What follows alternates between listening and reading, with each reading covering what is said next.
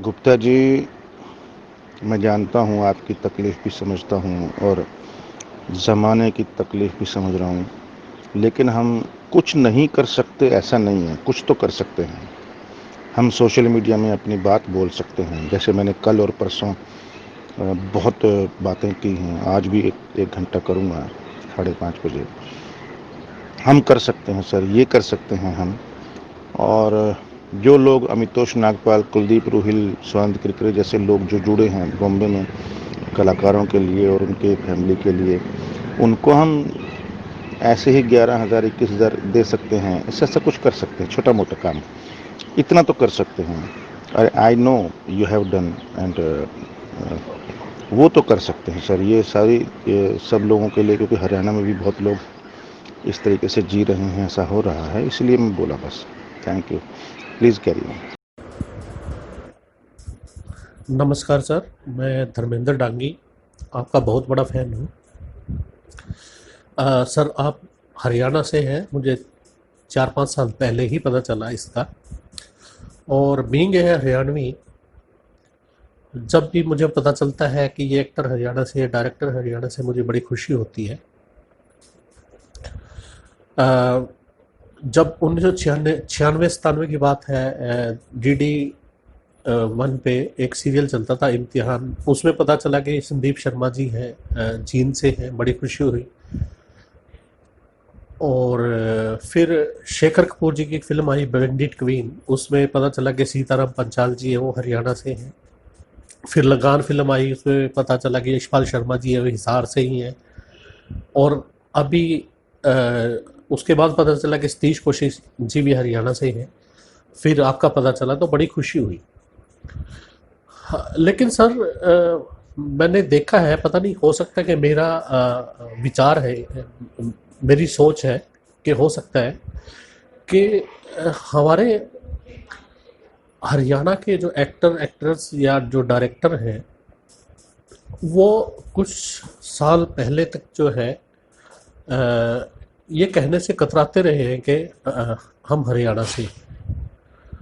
यहाँ तक कि एक अच्छे नामी डायरेक्टर का तो मैंने इंटरव्यू सुना, उसने ही बोला कि मैं दिल्ली के पास एक छोटी सी जगह है रिवाड़ी, वहाँ का रहने वाला हूँ। उसने हरियाणा का कोई जिक्र नहीं किया। तो ऐसी क्या रीज़न रहे हैं कि हमारे जो सेलिब्रिटी हैं वो ये बताते हुए कतराते रहे हैं कि हमारे।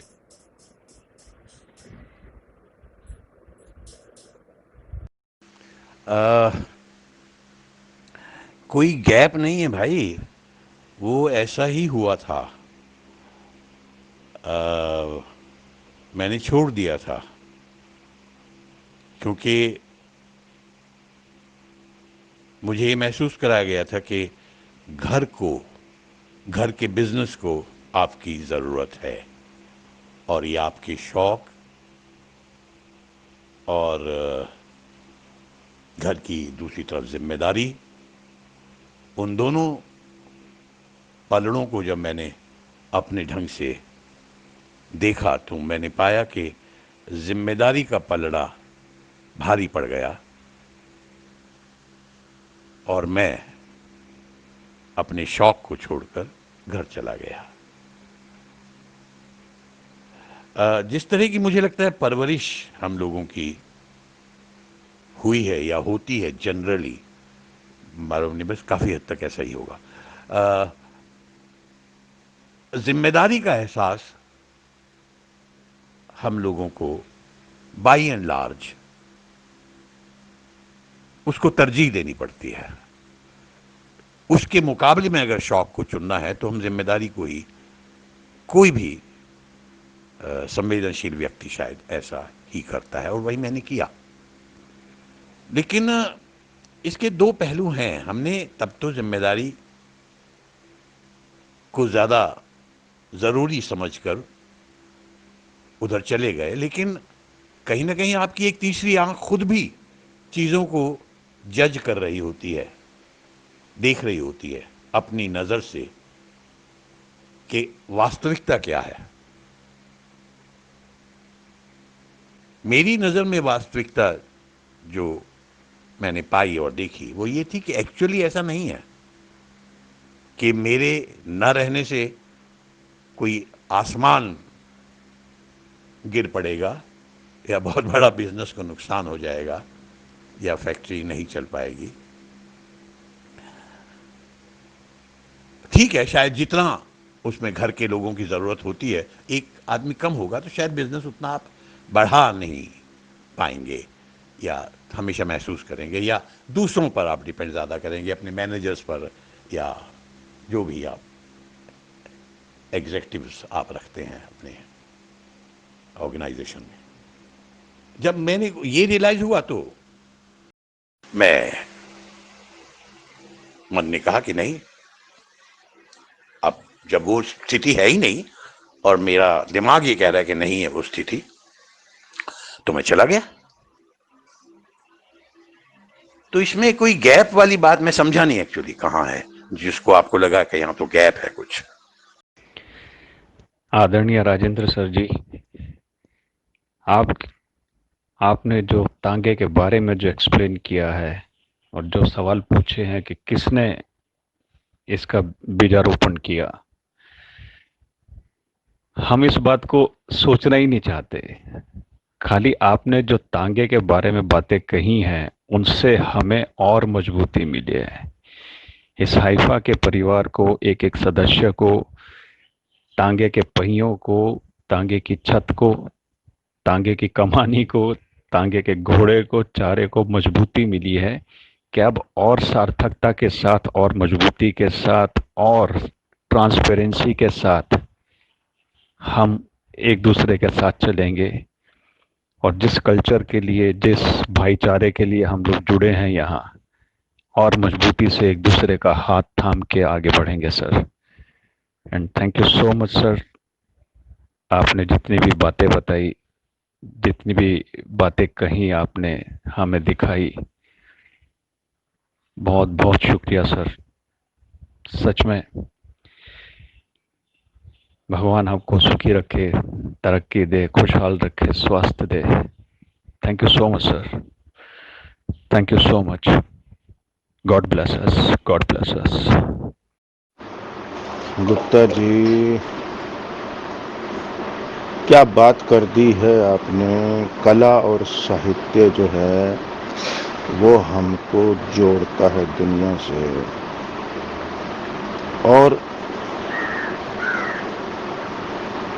ये जो बात है ना कि सुकून कहाँ मिलता है, सुकून कहाँ मिलता है, यहीं तो मिलता है। हम सबको जोड़े रखता है, दुनिया को जोड़े रखता है समाज, कला और साहित्य। Salute sir. हाँ, गुप्ता जी आपने याद दिला दी, मैं बोलना नहीं चाहता था, लेकिन आप और मैं दोनों रूममेट थे। रूममेट मतलब फ्लैटमेट थे, एक रूम आपका एक रूम मेरा, और बाकी आंगन अपना और लगान में। और जिस तरीके का म्यूज़िक हम सुनते थे, नुसरत फ़तेह अली खान, अरे बाप रे, इतने अच्छे आलम लोहार और पता नहीं क्या क्या, हम खो जाते थे, हम खो जाते थे। मुझे याद है आपने भी क्या मज़ा लिया है। रघुवीर यादव भी आते थे, अखिलेंद्र मिश्रा भी आ जाते थे, दयाशंकर पांडे भी आ जाते थे, बहुत लोग आ जाते थे, आमिर खान भी आ जाते थे, आशुतोष गोरेकर भी आ जाते थे। हमारा रूम जो है वो पूरी लगान, उसमें हमारा रूम ही बेस बन गया था कि सब लोग यहीं मिलेंगे शाम को। हाँ भाई, वो हमारी ब्लेसिंग थी और वो ब्लेस्ड टाइम था, ब्लेस्ड अनुभव था, ब्लेस्ड फिल्म थी, जिसमें हम लोग इस तरह से इतने स्वच्छंद, इतने सुखी और इतने आनंदित और साथ रहकर इस तरह का काम कर पाए। ये मुझे लगता है इस तरह की चीजें एक ऐतिहासिक घटना ही होती हैं, तभी ऐसी कालजयी फिल्में जो भी बनती हैं तभी बनती हैं। आदरणीय गुप्ता जी को नमस्कार। गुप्ता जी, मैं सुशील सैनी रोहतक से आपसे ये जानना चाहता हूँ कि बड़ी मुश्किल से काफ़ी लंबे अरसे के बाद हमारे हरियाणवी सिनेमा की जो दिशा बिगड़ी हुई थी, उसकी जो दशा जो ख़राब थी और उसको कोई दिशा नहीं मिल पा रही थी, अभी कुछ सालों से कुछ अच्छी फिल्में बनी हैं और उसको एक सही दिशा नज़र आने लगी। तो तब तक हरियाणवी सिनेमा को जो देखने वाले लोग हैं हरियाणा के ही, उनका हरियाणवी फिल्मों से ही मोह भंग हो गया है और वो फिल्में देखने के लिए नहीं आ रहे, जबकि हिंदी फिल्मों की तरफ भाग रहे हैं और अपने ही सिनेमा को देखने की इच्छा नहीं रखते और हमारे सिनेमा हॉल खाली पड़े रहते हैं हरियाणवी सिनेमा जब लगता है उनमें। तो आप कुछ अपने अनुभव से ये बताएं कि ऐसा क्या किया जाए कि अच्छी फिल्म बनने के बावजूद हरियाणा की ऑडियंस को कैसे सिनेमा हॉल में हम लाएं, क्या स्टेप उठाएं, ऐसा क्या कुछ हमें करना होगा? सैनी साहब, ये दरअसल सवाल बहुत बड़े डिबेट का है और मुझे नहीं लगता उसके बाद भी हम इस सवाल के सही जवाब पाएंगे। क्या है, सबसे पहली चीज तो ये है कि हमारे यहाँ कभी, जितनी मेरी समझ और नॉलेज है, कभी हरियाणवी सिनेमा का चलन नहीं रहा है। इक्का दुक्का फिल्में बनी है, सब मिला के आप गिन लोगे 8-10 होंगी, 15 होंगी, और वो कितने थिएटर में रिलीज हुई हैं, कितनी ज्यादा वहां चली हैं, ये आप बेहतर जानते हैं। पहली बात तो ये। दूसरी बात ये कि जिन जिन क्षेत्रों में हिंदी सिनेमा उतनी ही बहुतायत में उपलब्ध है और पुरानी परंपरा अपने रीजनल सिनेमा की नहीं है, वहां रीजनल सिनेमा को पनपने के लिए बहुत बहुत मेहनत करनी पड़ेगी। कुछ ऐसी चीजें सामने लानी पड़ेंगी जो बेहद सशक्त हों। उसको अगर ट्रेडिशन बनाना है, मतलब बाकायदा आपने एक कोई फिल्म बना ली जो बहुत चल गई, वो भी ट्रेडिशन नहीं बना था। जैसे कि चंद्रावल बहुत सुपर डुपर हिट थी, लेकिन उसने कोई ट्रेडिशन कायम नहीं की हरियाणवी सिनेमा को आगे बढ़ाने के लिए। ये लड़ाई बहुत लंबी है। एक फिल्म बनने से, बहुत सुपर होने से भी बात नहीं बनेगी। हाँ, होता क्या है कि एक सुपर बहुत अच्छी और कमर्शियली हिट भी हो जाए तो बहुत सारे लोग पैसा लगाने वाले, क्योंकि जो पैसे वाली दुनिया है वो बड़ी भेड़चाल वाली दुनिया है, वो आगे आ जाएंगे और ज्यादातर जो फिल्म हिट हुई है उसी तरह की फिल्में और बना देंगे 10, और 9 उसमें से 9 की 9 फिर फेल होंगी, क्योंकि कॉपी नहीं होती। ये कोई स्टेंसिल नहीं है जिसकी रखकर हमने अपना कार्बन कॉपी कर ली। आत्मा उसमें कहां से डालोगे? उसके पीछे जो पैशन है वो कहां से लाओगे? और जब आपका शुरुआत ही उस नकल से है, हिट करने से है, उस और उसके लिए फॉर्मूला आप ढूंढ रहे हैं, तो फॉर्मूले रचनात्मक काम में कार्य के कोई फॉर्मूले नहीं होते, मेरी थोड़ी बहुत छोटी सी समझ है उसके मुताबिक।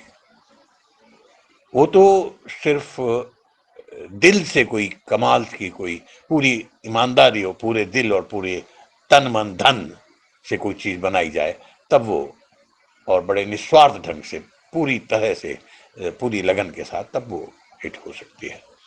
और उस तरह की 5-10 फिल्में एक के बाद एक आए तो निश्चित रूप से वो ट्रेडिशन बनने में, सिनेमा को, रीजनल सिनेमा को बढ़ाने में एक माइलस्टोन साबित हो सकती हैं।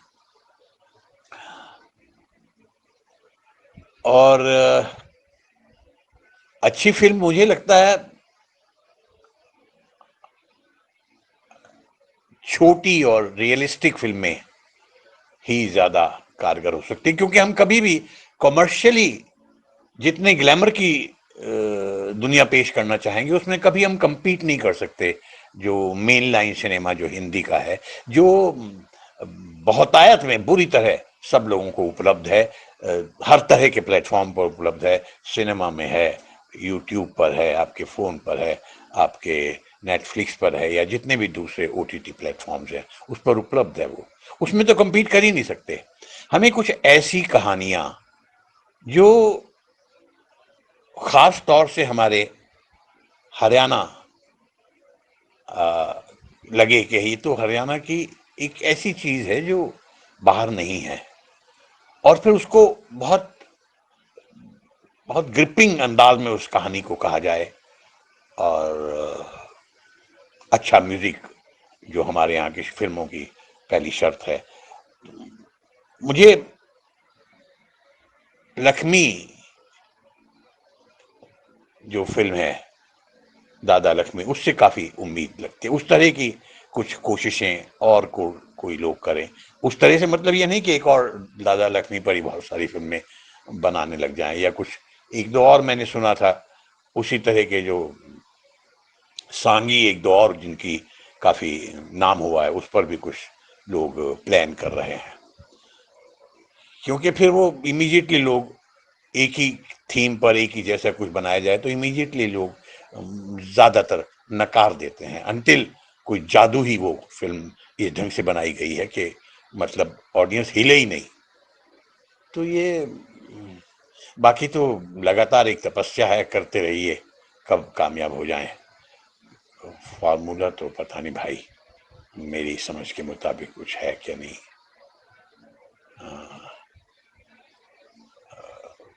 अच्छी फिल्में बननी चाहिए। और आप ये देखिए ना, मैं मेरे को थोड़ा सा एक और अजीब सा मेरा एक सवाल है थोड़ा सा, जो शायद सब लोगों को उतना अच्छा ना लगे। मैंने ये देखा है कि जब हिंदी फिल्में पिछले कुछ वर्षों में जिन्होंने हरियाणा की पृष्ठभूमि पर इतनी अच्छी अच्छी फिल्में बनाई हैं, जो कॉमर्शियली भी बहुत हिट हुई हैं और बाकायदा हरियाणवी जबान का, हरियाणवी कल्चर का काफी हद तक कोशिश की है ईमानदारी से उसको दर्शाने की, तो क्या ये पूर्वाग्रह नहीं है कि हम, और जब उन्होंने इतने बड़े बड़े बजट की फिल्म, उन्होंने ये रिस्क लिया कि हरियाणवी भाषा का संवादों में इस्तेमाल किया, सिर्फ कल्चर दिखाया ही नहीं, भाषा संवाद भी उसी भाषा के थे। जब वो, और वो जो अपने आप को हिंदी फिल्म कहते हैं, उन्होंने जब इतना बड़ा रिस्क लिया और वो फिल्में हिट हुई, तो हम क्या ये सोचने वाली बात है, ये कितना जरूरी है कि हरियाणी लैंग्वेज में फिल्म बनाई जाए, तभी वो हरियाणा कल्चर को दिखाएगी।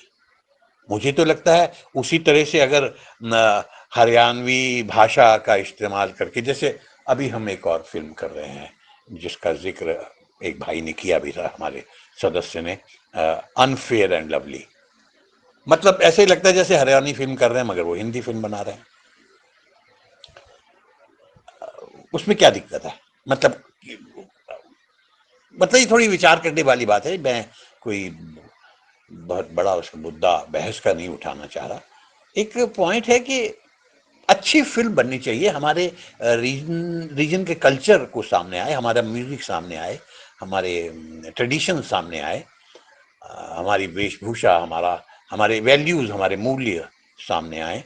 वो भाषा अगर हमने रख भी ली और फिल्म में वो वाली बात नहीं है तो मतलब क्या हुआ? और दूसरा आदमी जो वैसे अपने आप को अपनी फिल्म को हिंदी फिल्म बता रहा है और यूं भाषा के लेवल पर भी और हर तरह से हरियाणवी कल्चर को दिखा रहा है, तो कोई गुनाह तो मुझे नहीं लगता कि वो कर रहा है ना? आप बताएं। मतलब ये एक वो है देखने का नजरिया बात को, और क्या, कोई फाइनल कुछ नहीं है, मंथन ही कर रहे हैं हम लोग। जी सर नमस्कार, मैं भिवानी से वीएम बेचैन। सर, एक छोटा सा सवाल है मेरा कि आज की जो युवा पीढ़ी रंगमंच कर रही है, थिएटर कर रही है, और उनका रुझान फिल्मों से भी है, लेकिन कहीं कहीं उनके मन में एक भटकाव सा आ जाता है। उन्हें ये लगता है कि रंगमंच की यात्रा शायद उनकी पूरी हो गई और तुरंत फिल्म में मौका मिल जाए। तो ये जो एक ललक है, ये ललक कितनी उचित है? क्योंकि लंबे समय तक आपने रंगमंच को जिया है, थिएटर कर रहे हैं आप भी, तो आपको क्या लगता है कि एक लंबे समय तक पहले थिएटर ही कर लेना चाहिए या डायरेक्ट फिल्मों में एंट्री करके जो एक मन का गुबार है वो गुबार निकाल लेना चाहिए? सर, इस बारे में थोड़ा मार्गदर्शन करें। हेलो सर, नमस्कार। मैं जेडी बल्लू। सर, मेरी आपसे मुलाकात हुई थी 2002 मार्च में चंडीगढ़ में, जहां पर कमल तिवारी जी, डॉली अहलूवालिया मैम ने संगीत नृत्य नाटक एकेडमी के थ्रू एक थिएटर वर्कशॉप रखी थी 21 दिन की। तो उसमें शायद सप्ताह भर के लिए आप आए थे और मैंने वो वर्कशॉप अटेंड की थी सर। तो उस टाइम पे आपको देखा था, आपसे मिला था, और जो आपके साथ मेरी पर्सनली तो कोई बातचीत नहीं हुई, लेकिन हम लोग जो आपका सिखाने का तरीका था, आपका बात करने का तरीका था, आपका मुस्कुराने का तरीका था, तो वो एक अलग ही तरीका था सर। तो बस सर वही याद है। और उसके बाद आज यूँ लगा लो, यूँ महसूस हो रहा है कि जैसे अभी हम आमने सामने रूबरू हैं। Thank you sir. बस ऐसे ही आप हमेशा आते रहिए और हम जैसे जो बच्चे हैं उनको कुछ आशीर्वाद के रूप में अपनी 2-4 बातें बताते रहिए। Thank you sir. जी गुप्ता जी, आपने बिल्कुल सही कहा। लेकिन एक पॉइंट है कि जो हिंदी फिल्में, बॉलीवुड की फिल्में जैसे दंगल, सुल्तान, जो फिल्में बनी बॉलीवुड वालों ने जो बनाई, हरियाणा की कल्चर पर बेस्ड थी। उसमें कोई शक नहीं, उन्होंने काफ़ी अच्छा काम किया और अच्छी फिल्में चली। लेकिन उनका एक ग्लैमर भी था, उनका नाम था कि वो सलमान खान की फ़िल्म है या वो दंगल जो है आमिर खान की फ़िल्म है, तो उनमें बहुत कुछ होगा देखने लायक। एक लोगों को विश्वास था कि हम फिल्म को देखने जाएंगे तो हमारा टिकट का पैसा वसूल हो सकता है उसमें, और ऐसी एक पहले से ही एक धारणा बनी हुई है। लेकिन हरियाणा के दर्शकों में ये भी एक समस्या आ गई है कि उनको हरियाणा के लोगों पर विश्वास नहीं कि यहाँ का कोई प्रोड्यूसर या डायरेक्टर कोई फ़िल्म बनाएगा जो यहीं पर रहता है तो उसकी फ़िल्म में कुछ देखने लायक होगा या कुछ अच्छी फ़िल्म बनाएगा। हालांकि उनके एक हद तक उनका सोचना भी सही है, क्योंकि बहुत सी फिल्में इतनी बकवास बनी और ना उनका कोई देखने का या दिखाने का कोई नज़रिया था, ना कोई सब्जेक्ट, ना कोई उनकी इस तरह की इंटेंशन कि हम कोई सिनेमा बना रहे हैं, बस कुछ ऐसा ही था।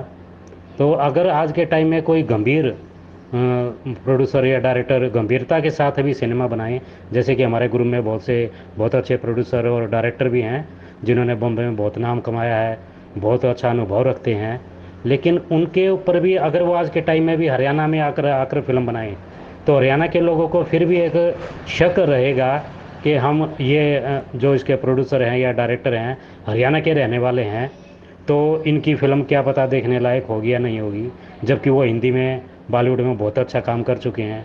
ये भी एक थोड़ी सी समस्या हमारे को दिखाई देती है। ये बहुत बड़ा प्रश्न है भाई साहब। एक ऐसे प्रांत में जहां कभी कोई ट्रेडिशन नहीं रही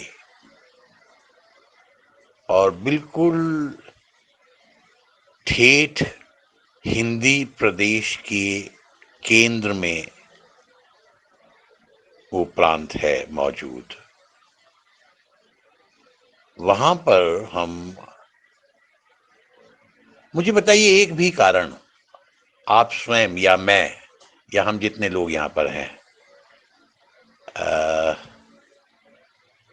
थियरी की बात छोड़ दीजिए, हम अपने हरियाणा कल्चर के लिए, हरियाणा के लिए ये करना चाहते हैं वो, ये सब बातें छोड़कर व्यक्तिगत रूप से और प्रैक्टिकल रूप से हमारे सामने जब चॉइस होगी और दो बहुत अच्छी फिल्में हमारे पास होंगी, एक हिंदी में होगी और एक हरियाणवी में होगी, हम पहले कौन सी देखेंगे?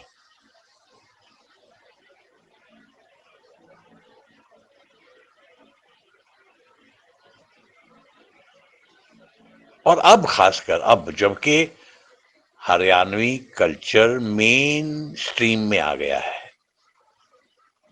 मेन स्ट्रीम को लगने लगा है, ये एक हिंदी बेल्ट से जुड़ा हुआ इतना सशक्त, कल्चरली इतना रिच एक भाषा है, एक कल्चर है, एक पूरा पूरा का पूरा पूरी संस्कृति है जो इतने नजदीक है और जो अनटच थी। क्यों? जाहिर है, सबको मालूम है क्यों थी, क्योंकि पंजाब की डोमिनेंस थी और पंजाबी फिल्में खूब बनती रहीं और वो हरियाणा में भी उतने ही जोर शोर के साथ रिलीज होती रहीं, है ना? तो इस पर कभी ध्यान नहीं गया, लगा ही नहीं, किसी को जरूरत ही नहीं लगी शायद। ये तो धीरे धीरे जब इतने साल हो गए आज, लग रहा कि सारा इतना कल्चर हमारा रिच है, सब कुछ है, तो क्यों नहीं फिल्म? अच्छी बात है, बननी चाहिए। किसी को तो आगे आना होगा, जो उसके लिए जिसको बहुत तंग करती है ये बात, उसे आगे आना होगा, आना ही चाहिए। मगर आप बड़े पर्सपेक्टिव में देखें कि ये पहाड़ काटने वाली बात है, क्योंकि एक फिल्म से बात नहीं बनेगी, कम से कम 10 फिल्में अच्छी आनी पड़ेंगी।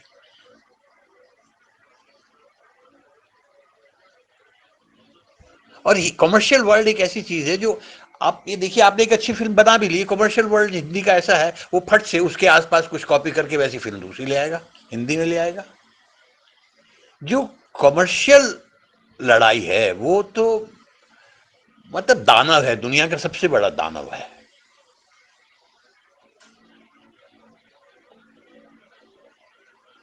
ये आज कोरोना भी क्या है, ये भी तो उस कॉमर्शियल युद्ध का एक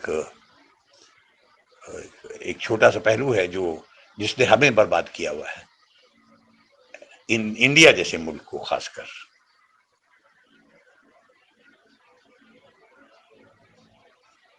अमेरिका में सबसे ज्यादा मौतें हो रही थी, लेकिन वहां पूरा खुला हुआ है, पूरी लाइफ नॉर्मल खुली हुई है, वहां पर कुछ भी बंद नहीं है। बंद हमारे जैसे मुल्क को करना पड़ता है, जो पता नहीं इस लॉस को, इस नुकसान को कभी झेल भी पाएगा कि नहीं, अंततः जब उसके रिजल्ट सामने आएंगे, और कभी भरपाई भी उसकी होगी या नहीं। तो उस कमर्शियल दुनिया के मुकाबले में अपनी जगह बनाना, मुझे लगता है वो कोशिश भी उस तरह से कभी नहीं होनी चाहिए कि उसके मुकाबले में हम, एक कोशिश होनी चाहिए बड़ी छोटी फिल्में, बहुत अंदर की, बड़े छोटे कैनवस की कहानियां हों, हमारी अंदर की बातें, हमारे जैसे दहेज की हैं, शिक्षा की हैं, उनको कितने कितने सुरुचिपूर्ण ढंग से, कितने मनोरंजक ढंग से कहा जा सके, ये जो खास खास ताल्लुक रखती हैं हमारे रीजन से। मैं पिछले दिनों, अभी 1 साल पूरा नहीं हुआ है, मैं एक यशपाल की शूटिंग करने के बाद ही एक फिल्म मैं करनाल में शूटिंग कर रहा था, शायद उसका नाम किसी से ना कहना कुछ था, हरियाणवी, वो भी हिंदी फिल्म बोल रहे थे अपने आप को, हरियाणवी पूरी बैकग्राउंड थी। बात में से बात करते करते कुछ, जिसके घर में हम शूटिंग कर रहे थे, बहुत बड़े वहाँ के जमींदार थे, बड़े पैसे वाले थे, बहुत बड़ी लाठर हवेली थी वो जहाँ शूटिंग हो रही थी। मैंने अनूप लाठर जी को बताया भी था। वहाँ बात में से बात करते हुए एक छोटी सी क्या कहना चाहिए, डिबेट सी शुरू हो गई। तो जिसमें अचानक उसके जो मालिक थे वो कहने लगे, भाई साहब ये तो आपकी बात हमें नहीं जमती, ये लड़कियों को पढ़ाना लिखाना उनका इतना फैशन, इसी ने तो बिगाड़ रखा है, सारा बर्बाद कर रखा है, हम तो बिल्कुल नहीं मानते इस बात को। पढ़े लिखे आदमी थे भाई साहब, बड़े अमीर वहां के, जिनके घर में बड़ी बड़ी क्या वो रेंजर वो गाड़ी भी खड़ी हुई थी, रोवर्स। मैं मतलब मेरे को समझ नहीं आया मैं किस जमाने के किस आदमी से बात कर रहा हूँ। और मुझसे शायद बड़े तो बिल्कुल नहीं थे, 2 साल छोटे ही होंगे वो, 4 साल। बहुत बड़ा उनका वहां होटल है जीटी रोड पर ही, और भी पता नहीं कितनी जमीनें और क्या और क्या और क्या। मतलब बिल्कुल वो क्लियर था उनको कि ये यही है, जड़ यही है सोसाइटी को बर्बाद करने की। ये जो लड़कियों को पढ़ाया जा रहा है, उनको उनके बराबर खड़ा, उनका तो काम है सिर्फ घर में रहना या बच्चे पैदा करना। अब क्या कीजिएगा, ये अगर हमें चीजें तंग करती हैं तो इनको इस तरह की बात को कितने कोई स्मार्ट लेखक किस तरह से कितने अच्छे ढंग से इस तरह के सब्जेक्ट को लेकर कोई बनाई जाए तो लगेगा हाँ यार, जो सीधे वहां चोट करे जहां जहां खून निकलता है। जी जी। सुशील भाई बिल्कुल सही बात आपकी कि जैसे कोई बॉम्बे के जो स्थापित एक्टर हैं, डायरेक्टर हैं, वो भी अगर यहाँ पे आके फिल्में बनाते हैं हरियाणवी भाषा में, तो भी यहाँ की ऑडियंस है उसको ये रहता है कि छोड़ यार ये तो हरियाणवी है। क्योंकि अभी पिछले दिनों रणदीप हुड्डा की एक फिल्म आई थी लाल रंग, तो वो बहुत अच्छी फिल्म है। जिसने भी उस फिल्म को देखा उसने यूं कहा कि कमाल की फिल्म है। लेकिन जो यहाँ की हरियाणा की ऑडियंस है, हरियाणा के लोग हैं, उन्होंने उस फिल्म को नकार दिया था और बिल्कुल ही यूं मना कर दिया था, छोड़ना यार हरियाणवी फिल्म पता नहीं ऐसी फिल्म होगी। तो ये लोगों के दिमाग के अंदर ये बैठ चुकी है कि जो हरियाणवी फिल्म होती है वो ऐसी फिल्म होती है, मतलब वो फिल्में होती नहीं, काम की फिल्में नहीं होती, देखने की फिल्में नहीं होती। सबसे पहले तो ये जो फितूर है वो निकालना होगा, और उस फितूर को निकालने के लिए हमें अच्छा काम देना होगा। जब हम हरियाणा के लोगों के सामने अच्छी फिल्में परोसेंगे तो अपने आप ही मानने लग जाएंगे। और रही दूसरी बात एक स्टारडम की, उस नाम की, तो ये यहाँ पे नहीं, बॉलीवुड में भी ऐसा ही होता है कि कई बार एक कोई नया एक्टर आता है, उसको लेके फिल्म बनाई जाती है, और वो फिल्म इतनी कमाल की फिल्म होती है, इतनी अच्छी, हालांकि उसका एक्टर का नाम नहीं होता। क्योंकि कुछ एक फिल्में ऐसी हैं जिनमें से एक फिल्म है स्टाइल। स्टाइल फिल्म जब आई थी तो उसमें दोनों हीरो नए थे, दोनों न्यू कमर्स थे, और उसमें यूँ लगा लो शक्ति कपूर था, तो इतना नामे गिरामे वो चेहरे नहीं थे। लेकिन उन जो वो फिल्म जब देखी गई तो लोगों ने यूँ कहा वाह क्या फिल्म है, कमाल की फिल्म है। तो चाहे बेशक हमारे यहाँ के हैं, जिस दिन वो फिल्म बना देंगे ना, लोग यूँ कहे वाह क्या है, क्या कमाल की फिल्म है, तो उस दिन से लोग फिल्में देखना स्टार्ट कर देंगे। Thank you so much. ये वाला विषय भी उतना ही बड़ा और अंतहीन है जितना बड़ा अभी हम उसकी बात कर रहे थे कि हरियाणवी सिनेमा। देखिए क्या है, हमारी आंतरिक इच्छा होती है कि हम एक्टर बने, या एक आदमी की कि मैं लेखक बनूं या मैं डायरेक्टर बनूं, क्योंकि हम अपने आप को, अपनी सोच को अभिव्यक्त करना चाहते हैं, दूसरों के साथ बांटना चाहते हैं, उस माध्यम के जरिए जो साथ में थोड़ा सा एंटरटेनमेंट भी करता है और जिसके मास लेवल पर शो भी हो सकते हैं। बेसिक तो हमारी ये भूख है इंसान की, और उस भूख को पूरा करने, वो भूख पैदा कहां से हुई है? वो भूख पैदा हुई है हमारी फिल्में देख देख कर, या थोड़े बहुत बड़े शहरों में, अब तो डिस्ट्रिक्ट लेवल के शहरों में भी आ गया, हमारे समय में तो कैपिटल तक में नहीं होता था। नाटक नहीं होते थे, तो ये भूख कहां से आती है उस समय? मैं इसमें थोड़ा सा एक लिबर्टी ले रहा हूं। मैं गांव के जो फोक फॉर्म है, जैसे हमारी लोक कला है, नौटंकी है, हमारे यहाँ का सांग है, मैं उसकी बात नहीं कर रहा हूं। मैं ये मान के चल रहा हूं, ये भूख, ये प्यास और ये शौक ज्यादातर शहर में और छोटे शहर में रहकर, जहां पर फिल्में ज्यादा दिखाई जाती हैं, वहां पैदा होता है। ये जब वो शौक पैदा होता है तो अपने उस शौक को, क्योंकि हर हर आदमी के अंदर हर तरह के गुण रहते हैं, हर तरह की भावनाएं रहती हैं, हर तरह के शौक रहते हैं। कुछ उनको सींचते हैं और कुछ को मौका नहीं मिलता अपने शौक को सींचने का, तो वो छोड़ देते हैं। लेकिन जो सींचते हैं वो फिर रास्ते ढूंढते हैं। रास्ता क्या है हमारे पास? डायरेक्टली फिल्म में जाने का कोई रास्ता किसी के पास नहीं है। एक आम हिंदुस्तानी की मैं बात कर रहा हूं। इवन बंबई में रहने वाले के पास भी डायरेक्टली जाने का कोई रास्ता नहीं है। छोटे शहरों की तो बात छोड़ दीजिए। जब उनके पास कोई रास्ता नहीं है तो वो देखते हैं कि यूनिवर्सिटी में, कॉलेज में या उनके शहर में भी कुछ लोग नाटक करते हैं, तो वो उनके साथ जुड़ जाते हैं, चाहते हैं हम भी नाटक करें। एक दिन मौका मिलता है कि वो भी किसी नाटक कंपनी से जुड़ जाते हैं या नाटक की ट्रेनिंग लेते हैं, या नाटक के छोटे छोटे जो हर जगह प्रादेशिक स्कूल या यूनिवर्सिटीज़ में ड्रामा डिपार्टमेंट्स हैं, वहाँ से वो ट्रेनिंग लेते हैं। अब तो बहुत जगह हो गई है, इसीलिए ना, क्योंकि वो उसमें जाना चाहते हैं।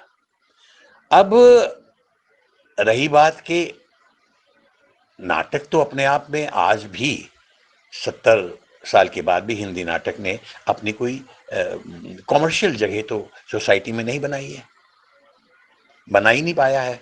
और पता नहीं अगले 50 साल भी, मेरा शक है कि 50 साल भी बना पाएगा या नहीं, क्योंकि हमें ये देखना पड़ेगा हमारी दौड़, हमारी रफ्तार, हमारी सभ्यता की वो कहां जा रही है। वो किसी भी वैल्यू से कोई ताल्लुक नहीं, सिर्फ पैसा कमाने से ताल्लुक है। यही हमें सिखाया गया है, यही हम अपने आसपास देखते हैं। और कुछ गलत नहीं है अगर यही अपने आसपास देखते हैं, अपने बुजुर्गों को, अपने रिश्तेदारों को, अपने साथियों को, कि हमारे अंदर भी वही इच्छाएं पैदा हों, जल्दी से खूब पैसा कमाए, जल्दी से हम नाम कमाए। उसका क्या बेचारे का दोष है जो देख रहा है अपने आसपास? तो वो उसमें जाना चाहता है, उसका जरिया उसके पास नाटक, तो उसका जीवन है, उसकी जान है, उसका सांस वहीं अटकी हुई है। मतलब नाटक और फिल्म की मैं अलग नहीं देख रहा हूं, उसकी जान अटकी हुई है उस विधा में जहां वो अपने आप को अभिव्यक्त कर सके, अपने इमोशंस को, अपनी सोच को, अपने अपने मूल्यों को बांट सके लोगों के साथ। तो जब एक चीज है ही नहीं, एज ए प्रोफेशन अवेलेबल नहीं है, तो एक 20 साल के हो गए, 22 साल के, 24 साल के, आपसे अपेक्षा है सोसाइटी की आप थोड़ा कमाए धमाए, अपने लायक तो कम से कम हो जाइए। तो क्या करे ऐसे में आदमी? जाएगा ना फिल्मों की तरफ। आज इतने 60-70 सालों में इतने सारे स्कूल, एनएसडी, और इतने सारे बच्चे वहां से निकले हैं, इतना सब क्यों?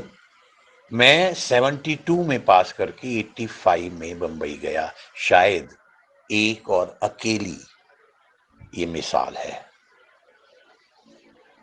मेरे से पहले वाले, मेरे इमीडिएटली पास वाले 4-4, 5-5 साल में चले गए। क्या करें, उनकी मजबूरी है। क्या करते? सरकारी कोई नाटक से जुड़ी हुई नौकरी कर लेते, बस यही ना। जो नहीं जा पाए बेचारे, जो भी उनके हालात थे, वो इच्छा तो उनकी भी रही होगी। क्या वो वही 20-50 हजार, 60 हजार की, 40 हजार की नौकरी करके खुश हैं? और वही नाटक बार बार लोगों को दिखाकर, और फिर भी नाटक कितने लोगों ने देखा होगा? हमारे नाटक जो हम करते हैं, हमारे बच्चे करते हैं, हम अपने रिश्तेदारों से पूछे उन लोगों ने हमारे कितने नाटक देखे हैं। ये हमारी हमारी त्रासदी है, जिसको एक अकेला आदमी नहीं बदल सकता। और सरकार भी कितनी सारी ग्रांट, कितने सारे स्कूल खोल रखे हैं, कितने सारे नाट्य मंडलियों को उन्होंने वो दे रखी हैं ग्रांट्स, उसके बावजूद भी कहीं नहीं है, वहीं तक रह गया है। फिर भी वहां से भी हर आदमी जब जिसको मौका मिले वो फिल्म की तरफ, बंबई की तरफ भागता है। क्या करेगा? तो इसमें उचित अनुचित कुछ नहीं है भाई साहब, मुझे लगता है ये तो जिंदा रहने की, सांस लेने की लड़ाई है। धन्यवाद। जी गुप्ता जी, आपने बिल्कुल सही कहा। जहाँ तक मेरा ख्याल है, आप हिंदी फिल्म में एसपी चौहान की बात कर रहे हैं, जो करनाल में और उसके आसपास शूट हुई थी। एसपी चौहान करनाल के रहने वाले हैं, उनके ही जीवन पर वो फिल्म बनी थी, जिसमें लड़कियों को पढ़ाने की बात की गई थी शायद। तो आपका कहना बिल्कुल ठीक है, लोगों की अभी तक भी सोच नहीं बदली है, चाहे हम कितने भी पैसे वाले हो गए हों या कितने भी बाहर विदेशों में चले गए हों, कितना भी बड़ा ओहदा हो गया हो, लेकिन हमारी सोच वही है दकियानुसी, बहुत पुरानी। तो ऐसे में ये भी एक बड़ी समस्या है कि हम कमर्शियल चीज़ उनको वहाँ आगे तक नहीं ला पा रहे हैं अपनी ऑडियंस को। तो अभी कुछ टाइम पहले सतीश कौशिक जी की फिल्म आई थी, छोरियाँ छोरों से कम नहीं होती। उसका भी आधार यही था कि बेटियों को पढ़ाया जाए, बेटियां भी बेटों से कम नहीं हैं। उसी मुद्दे को उन्होंने चोट किया था कि एक बाप जो अपनी बेटी को आगे नहीं बढ़ने देना चाहता, लेकिन बेटी बड़ी होकर ये साबित करती है कि वो भी बेटों से कम नहीं है। सब्जेक्ट अच्छा था, जैसा आप चाहते हैं कि समाज में बदलाव की बयार लाई जाए, बदलाव के लिए सोचा जाए, लोगों को समझाया जाए। लेकिन इतने बड़े नाम जुड़े होने के बावजूद जी सिनेमा और सतीश कौशिक जी और हमारे बहुत ही सीनियर डायरेक्टर थे इस फिल्म के, राजेश बब्बर जी, जो इस ग्रुप में भी हैं, अपने सिरसा से रहने वाले, बॉम्बे में हैं। तो सब कुछ अच्छा होते हुए, पूरा फॉर्मेट, पूरा कैनवास अच्छा होते हुए फिल्म को देखने के लिए लोग नहीं आए। फिर वही समस्या या मुद्दा वहीं घूम फिर के आ जाता है कि मुद्दा भी वही उठाया, लोग भी बॉम्बे के थे, भले ही वो हरियाणा से बिलोंग करते हों। सतीश कौशिक जी और राजेश बब्बर जी, प्रोड्यूसर डायरेक्टर, जो वो एक्टर थे सतीश कौशिक जी, बहुत कुछ उन्होंने बॉम्बे के स्टाइल में बनाया फिल्म को, जैसा कमर्शियल फिल्म सिनेमा में होता है। लेकिन फिर भी लोग फिल्मों को देखने के लिए नहीं आए, इतना अच्छा होते हुए भी। तो वही एक समस्या आ जाती है कि जब नाम हरियाणा का जुड़ जाता है कि ये फिल्म हरियाणा के लोगों ने बनाई है, तो लोग नहीं देखने जाते सिनेमा में। सॉरी सॉरी गुप्ता जी, मैं बहुत एक इमरजेंसी में था। कल सुबह मुझे अस्थियां लेकर जाना है, तो उसके सब इंतजाम में गाड़ी ख़राब हो गई थी, वगैरह वगैरह वगैरह, बहुत कुछ, बैटरी ख़त्म हो गई थी एक साथ काफ़ी सारी चीज़ें थी। मैं अभी आ गया हूँ, लेकिन थोड़ी देर के लिए हूँ मैं, लेकिन फिर 1 घंटे के लिए जाऊँगा, फिर आ जाऊँगा, कोई टेंशन नहीं है। लेकिन आपको कहीं जाना नहीं है, क्योंकि समापन हम करेंगे, साथ में ही करेंगे 8 बजे। तो प्लीज़ आप ऐसा बिल्कुल मत सोचें कहीं जाना है। और मेरे दोस्त लोग सब जुड़ रहे हैं और जुड़ेंगे और रहे हैं साथ में। जी यशपाल जी, और सैनी साहब, आपने जो बात कही, क्या है कि मालूम नहीं, मुझे भी, मैं भी ढूंढ ही रहा हूँ, बल्कि इस बातचीत के थ्रू उस कुमंथन में हम सब लोग लगे हुए हैं। मुझे लगता है वो वाला भी रास्ता एक बात नहीं बन सकती उस रास्ते से भी। देखिए, एक तरफ बड़ा कमर्शियल सिनेमा है जो सारे हमारे घूम फिर के सामाजिक मुद्दे हैं उनको भी छू रहा है, चाहे कमर्शियल ढंग से छूता है। वो बहुत उसके बहुत पैशनेट नहीं होते उन सोशल मुद्दों को लेकर, वो उनको छूते हैं सिर्फ, और ड्रामा क्रिएट करने के लिए उस तरह की चीजों को लाते हैं। वरना उनका बेसिकली एंटरटेनमेंट उनका मकसद होता है, एंटरटेनमेंट, नाच गाना, और बुरा ना माने कोई, एक लफ्फाजी वाली कॉमेडी, बहुत ही मतलब सतही कॉमेडी। और उसमें अगर हम उस तरह की कोई फिल्म बनाएंगे, छोरियां छोरों से कम नहीं होती, राजेश जी मेरी बात पर ध्यान दीजिएगा, इसको अन्यथा नहीं मत लीजिएगा, और उसमें हम कुछ नाम जोड़ देते हैं, सतीश कौशिक, वो मुझे लगता है ऑडियंस की जो जरूरत है, जो उनकी मानसिकता है, उसका पेट नहीं भरता उससे काफी, अकेले एक नाम से। तो इसमें या तो हम उसको छोड़ ही दें, उस रास्ते को, उस गली को छोड़ दें जो मेन स्ट्रीम वाली गली है, और अपने कथानक को, अपने फिल्म के कहन को इतना स्ट्रांग बनाएं कि आदमी हिल कैसे जाए। हमारी फिल्म, हमारी कहानी, हमारे पात्रों को देखते हुए वो हिल कैसे जाए, कोशिश ये होनी चाहिए। और फिर सब्जेक्ट को प्रधान बना दीजिए, वो जो ऐसे इस तरह से कि वो स्टार पर बेस्ड नहीं है, स्टार पर वो डिपेंड नहीं करती है, क्योंकि स्टार तो हम ला नहीं सकते ना। अकेले कौशिक जी को लाने से तो बात नहीं बनेगी ना। उनको तो आदत सारे भरपूर स्टार, ऐसा लगता है उतनी पैसे में सारे मिल रहे हैं, तो ये क्या भाई मैं पागल हूं जो ये मैं देखने जाऊंगा। ये उसको भी तो कोई कारण तो दो कि भाई ना इसलिए देख तू, जस्टिफाई कीजिए ना अपने काम को कि वो मजबूर हो जाए हमारा काम देखने को। तो शायद, पता नहीं, शायद सारी मेहनत, सारा काम स्क्रिप्ट पर, कहानी पर, स्टोरी टेलिंग पर होना चाहिए, और बिल्कुल वो सारे मुद्दे जो मेन स्ट्रीम हमें ऑफर कर रहा है उनको दरकिनार करके, क्योंकि उसमें हमारे लिए संभव ही नहीं है।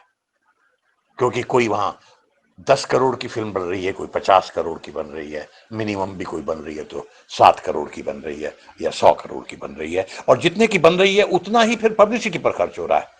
हमें ये भी तो भाई एक हमें पता है, सबको मालूम है कि जितना पैसा हम फिल्म बनाने पे लगाते हैं उससे ज्यादा उसकी पब्लिसिटी पे चाहिए।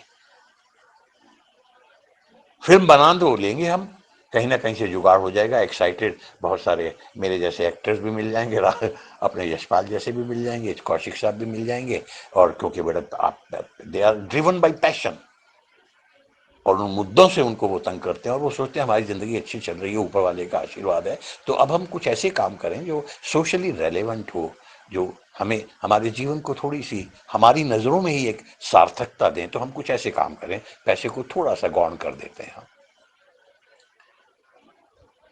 वो तो आ जाएंगे, मगर उससे बात नहीं बन रही। वो उसको ये मत सोच के लाइए कि वो स्टार वैल्यू क्रिएट करके और ऑडियंस को उस लेवल पर वो खींच के लाएंगे जो एक स्टार खींच के लाता है। उनका इस्तेमाल कीजिए उन अच्छी परफॉर्मेंसेस के लिए, अच्छे कहानी और मुद्दे को पेश करने के लिए। करके देखने वाली बात है भाई, क्योंकि और कोई रास्ता नजर नहीं आ रहा मेरी मोटी बुद्धि को। जी सुशील जी, संदीप शर्मा जी की फिल्म नंगे पाँव का भी कुछ ऐसा ही सब्जेक्ट है, जो एक वो लड़की है और वो कितने तिरस्कारों के बावजूद कुछ ऐसा करके दिखाती है कि इतिहास लिख देती है। तो कुछ ऐसा ही है। तो ऐसे सब्जेक्ट बहुत अच्छे रहते हैं, और बस वो सब्जेक्ट के साथ साथ थोड़ा एंटरटेनमेंट भी हो जाए फिल्म में, तो मेरे हिसाब से कोई रोक नहीं सकता। थैंक यू जी गुप्ता जी नमस्कार। जनाब मैं अनूप लाठर। भाईजान, बहुत अच्छी बात आपने बताई कि मुद्दा सशक्त होना चाहिए, कथानक सशक्त होना चाहिए। स्टार की तो हमें उम्मीद ही नहीं करनी चाहिए, क्योंकि छोटा बजट है हरियाणवी या किसी भी रीजनल सिनेमा का। और कथानक के साथ साथ सारा टीम जो है वो टेक्निकली जो है स्ट्रांग होनी चाहिए, तब जाकर ही हम किसी तरीके से, और क्योंकि हमारे पास एडवर्टीजमेंट भी नहीं है, तो हमें यूं कहें कि दर्शक की जेब से पैसे खर्चवाने होते हैं। और जिस ढंग से आजकल के हॉल हैं और सब मॉल्स हैं, तो जितने पैसे का टिकट वहाँ होता है उतने पैसे हमें हरियाणा के रूरल दर्शक से निकलवाने हैं। अर्बन दर्शक क्या नहीं मैं जिक्र कर रहा, अर्बन दर्शक तो फिर भी चलिए निकाल सकता है, लेकिन रूरल उससे निकलवाने हैं। तो वो भी एक बड़ा कठिन काम है। तो यानी कि वो 250-200 रुपए का टिकट, 300 रुपए का टिकट, फिर उसका शहर में आना, वो खर्चा, और वो वापस जाना, मतलब सारा कुछ बड़ा लगता बड़ा गंभीर सा है, बड़ा सोचा जाने वाला विषय है, लेकिन आपने इतने सरल शब्दों में इन सब बातों को समझाया है और बताया। बहुत बढ़िया, आपकी बहुत बहुत शुक्रिया, आपकी मेहरबानी भाईजान। एक बात और मैं लगता है मुझे कहनी चाहिए कि किसी भी प्रोजेक्ट के हिट होने के लिए या सही तोड़ तक उसके पहुंचने के लिए कम से कम एक अच्छी फिल्म हमने तो बना दी, उसके बाद उसका जो भी हश्र हो, मगर वहां तक पहुंचने के लिए सबसे पहले प्योरिटी ऑफ पर्पस बहुत जरूरी है। मुझे हो सकता है मेरा शक बेबुनियाद हो, लेकिन मुझे ये शक है कि थोड़ा सा हमारा बीच वाला अप्रोच रहता है, हमारी प्योरिटी ऑफ पर्पस नहीं होता। बात करने के लिए तो होता है, अंदर से नहीं होता। उसके पीछे जो भी कारण, हमारी मजबूरियां भी हो सकती हैं, लेकिन उन लोगों की जिनकी मजबूरियां नहीं हैं, वो जब ये काम करते हैं तो वहां मुझे बुरा लगता है कि भाई आप तो कर सकते हैं, आपके पर्पस और एम के पीछे प्योर कोशिश क्यों नहीं है?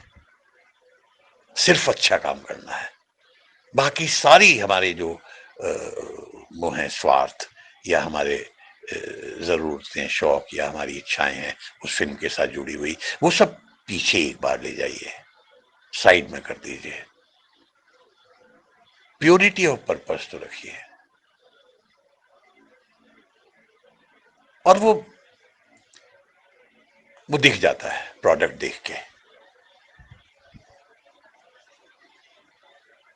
हम सब इतने पुराने, इतने अनुभवी यहाँ पर इस सब के सब लोग हैं जो जुड़े हुए हैं। मैं तो बहुत कम हरियाणवी सिनेमा देखा है, अलबत्ता 3-4 फिल्में की जरूर हैं। कहाँ है, कितने फिल्में वाकई प्योरिटी ऑफ पर्पस से बनी है? जैसे मैं, अजीब लगता है मुंह पे तारीफ करना, यशपाल शायद यहाँ पर नहीं है, मगर अद्भुत है जो उसकी प्योरिटी मैंने देखी उस काम को करने की, उसके पीछे का जो उसका मकसद, वो कितना प्योर वो और कितना पैशनेट है। मुझे तो लगता है वो अपने आप ही एक बार सिर्फ वही प्योरिटी उसको खींच ले जाएगी, आगे ले जाएगी।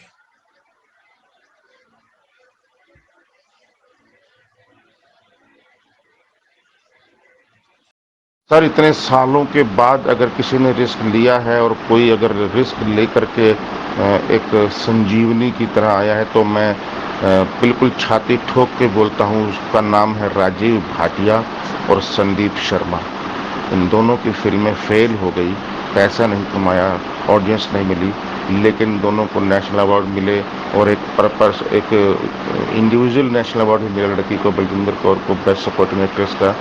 और इन लोगों ने एक मिसाल कायम की है और पूरे हरियाणवी सिनेमा को एक संजीवनी बूटी कह सकते हैं दी है और बहुत से लोगों के अंदर जान फूकी है। सर, एक छोटी सी जिज्ञासा है मेरी, जिसे हम हास्य कहते हैं। हास्य किसी किरदार के स्वभाव से होता है या उसके द्वारा बोले गए डायलॉग से होता है? इस असमंजसता को थोड़ा दूर करें सर, क्योंकि हास्य की जो हरकतें हैं वो कितनी ज़्यादा कारगर हैं, या फिर हास्य के जो डायलॉग्स हैं, क्योंकि हरियाणा को है ना एक गलत तरीके से भी पेश किया गया कुछ लोगों द्वारा। द्व्यर्थी शब्द, वल्गरिटी वाले शब्द, अश्लील लहजे को हास्य का नाम दे दिया गया, और जबकि हास्य की परिभाषा अश्लीलता कतई नहीं है। हाँ भाई, पूछने लायक सवाल है ये तो गुप्ता जी से।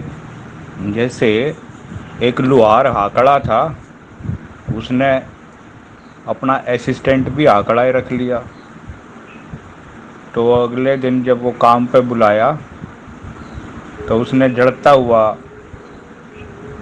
एक लोहा और घड़ के ऊपर रखा और मैं बोला बोला च च च च च च च च चोट चोट मार। तो वो असिस्टेंट कहने लगे बोला के तुम मारूं। तो वो लुहार कहता बोला ब ब ब ब ब ब ब ब ठंडा हो गया। भाई हरियाणा में तो हास्य का मतलब नाड़ा लटकाना, चोटी खड़ी करना, छोटी वो मक्खी मूछ बना के उसको हास्य माना गया है, नहीं तो हास्य का नाम बहुत था नहीं कुछ। और रही वैसे बात, डायलॉग से भी हास्य है और इमोशंस से भी हास्य है, रिएक्शन से भी हास्य है, सिचुएशन से भी हास्य है। तो वो चीज़ तो सच्चाई में तो मन्नत लागी नहीं भाई पहली। बाकी नो है यार, एक बात है, कॉमेडी जो पैंट कोट पहनिया कॉमेडी नहीं कर सकता, जीन्स पहनिया कॉमेडी नहीं कर सकता। कॉमेडी तो कोई भी कर सके, मजाक कोई भी कर सके है। तो उसका मतलब नो थोड़ी मजाक करनी है भाई, वो नाड़ा लटका ही हंड लगा चोटी खड़ी कर रखा। बाकी तो भाई अपने अपने सोचे, देख मैं तो हूँ बालक के भाई, विकल्प बता दियो मना माफ कर दियो। जी बिल्कुल सही कहा आपने। हास्य की परिभाषा अश्लीलता कतई नहीं है, और वो मुझे जहाँ तक लगता है हास्य उस कुछ व्यक्तियों के आचरण में ही होता है। जैसे कभी कभी राजू मान साहब का जब कमेंट आता है, वो एक हल्की सी मुस्कान अपने आप चेहरे पे लेके आता है, जबकि बात बड़ी मुद्दे की वो कर रहे होते हैं, मगर एक अंदाज है चीज़ों को कहने का। तो हास्य तो बहुत बारीक और बहुत बढ़िया और बड़ा मुश्किल, इतना इतना फूहड़ नहीं है वो जितना बना दिया गया है हमारे यहाँ। मगर ये ट्रेजेडी हमारी हमेशा से है। हमारी हिंदी फिल्मों में जो सबसे ज़्यादा टैलेंटेड एक्टर्स रहे हैं, उनका इस्तेमाल बहुत ही फूहड़ ढंग से, क्योंकि उनकी टाइमिंग इतनी कमाल होती थी, मगर कितने फूहड़ ढंग से उनका इस्तेमाल किया गया है हास्य को क्रिएट करने के लिए, हमेशा करते रहे हैं। अब तो उस तरह के हास्य कलाकार प्योर कोई नहीं रहते फिल्मों में। हीरो ही कॉमेडी भी करता है, और कोई ज़्यादातर अब तो उसको निकाल ही दिया गया है। वरना एक ज़माने में आप याद कीजिए महमूद साहब की परफॉर्मेंसेस, मतलब मुझे लगता था उनसे बड़ा टैलेंट का कोई पिटारा क्या हम कल्पना कर सकते हैं। लेकिन कैसे इस्तेमाल किया गया उनको, कितने बड़े परफॉर्मर थे वो। तो मुझे तो यही लगता है भाई साहब कि हास्य कोई अश्लीलता से उसका कोई ताल्लुक नहीं है। हास्य तो एक एक एक, एक अंदाज होता है आदमी का बात करने का, और कई बार जो जिसका अंदाज नहीं भी होता है वो बात को और माहौल को, जब बहस ज़्यादा सीरियस और लंबी हो जाती है तो उसको वो थोड़ा सा लाइट करने के लिए भी एक जुमला छोड़ देता है, वहाँ भी हास्य अच्छा क्रिएट होता है और कोई गलत नहीं है। बट लगातार वही वही उसी तरह के मुंह बना बना के फालतू के लफाजी, एक किसी ने कुछ कहा उसी डायलॉग से जुड़ा हुआ दूसरा कुछ ने कर दिया। इवन जैसे हमारे यहाँ उनको इस्तेमाल किया जाता है, अपने क्या नाम है, जॉनी लीवर साहब को, कितने टैलेंटेड हैं, कुछ भी करवा दीजिए। वो वो है कॉमर्शियलिज्म, बेसिकली पत्ते ढूंढता ही है। उनके लिए वो तुरुप के पत्ते होते हैं, and it pays them because उनको कोई मतलब नहीं है कि हम बेहतर सिनेमा बनाएं जो समाज से रेलेवेंस हो जिसकी समाज में। जबकि हमारी परंपरा, हमारी विरासत वही है। आप याद कीजिए 50s का और 60s का सिनेमा, स्पेशली 50s का सिनेमा, तो कहाँ से चले थे हम और कहाँ आ गए हम। ये सिर्फ जो चूहा दौड़ है पैसे की, कमाइए।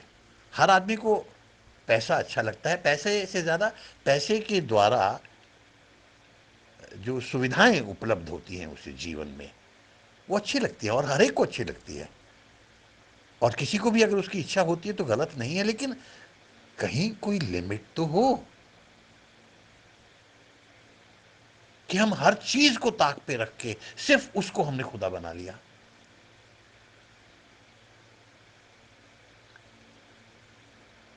तो हर चीज को उसकी ड्यू जगह और ड्यू रिस्पेक्ट, चाहे वो विचार है कोई या एक जिम्मेदारी है समाज के प्रति, वो सारी चीजें का संतुलन बना के ही एक बेहतर काम किया जा सकता है और स्वयं के जीवन को एक सार्थकता दी जा सकती है।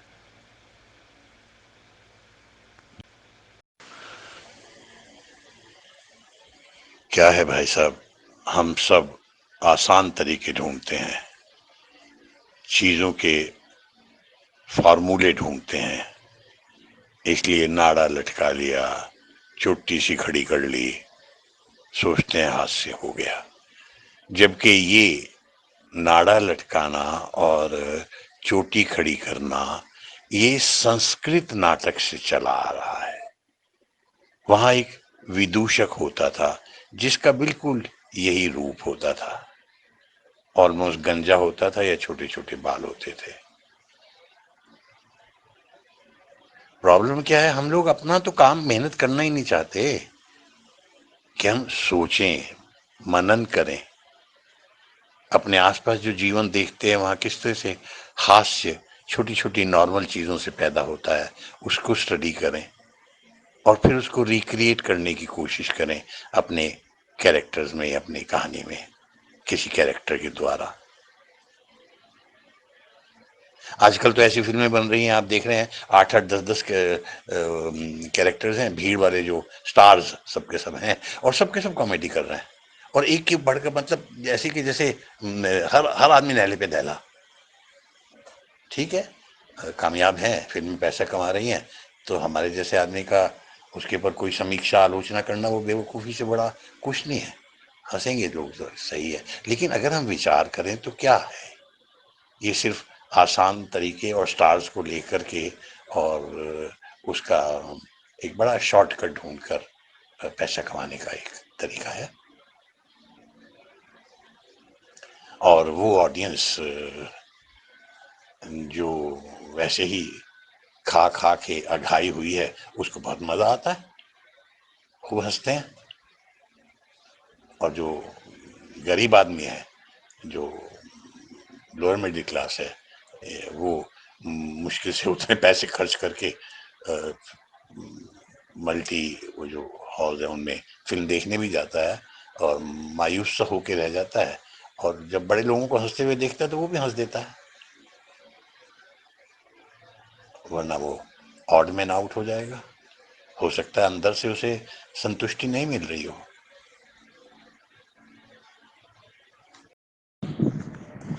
Rajendra sir, good evening, Sandeep Sharma बोल रहा हूँ सर।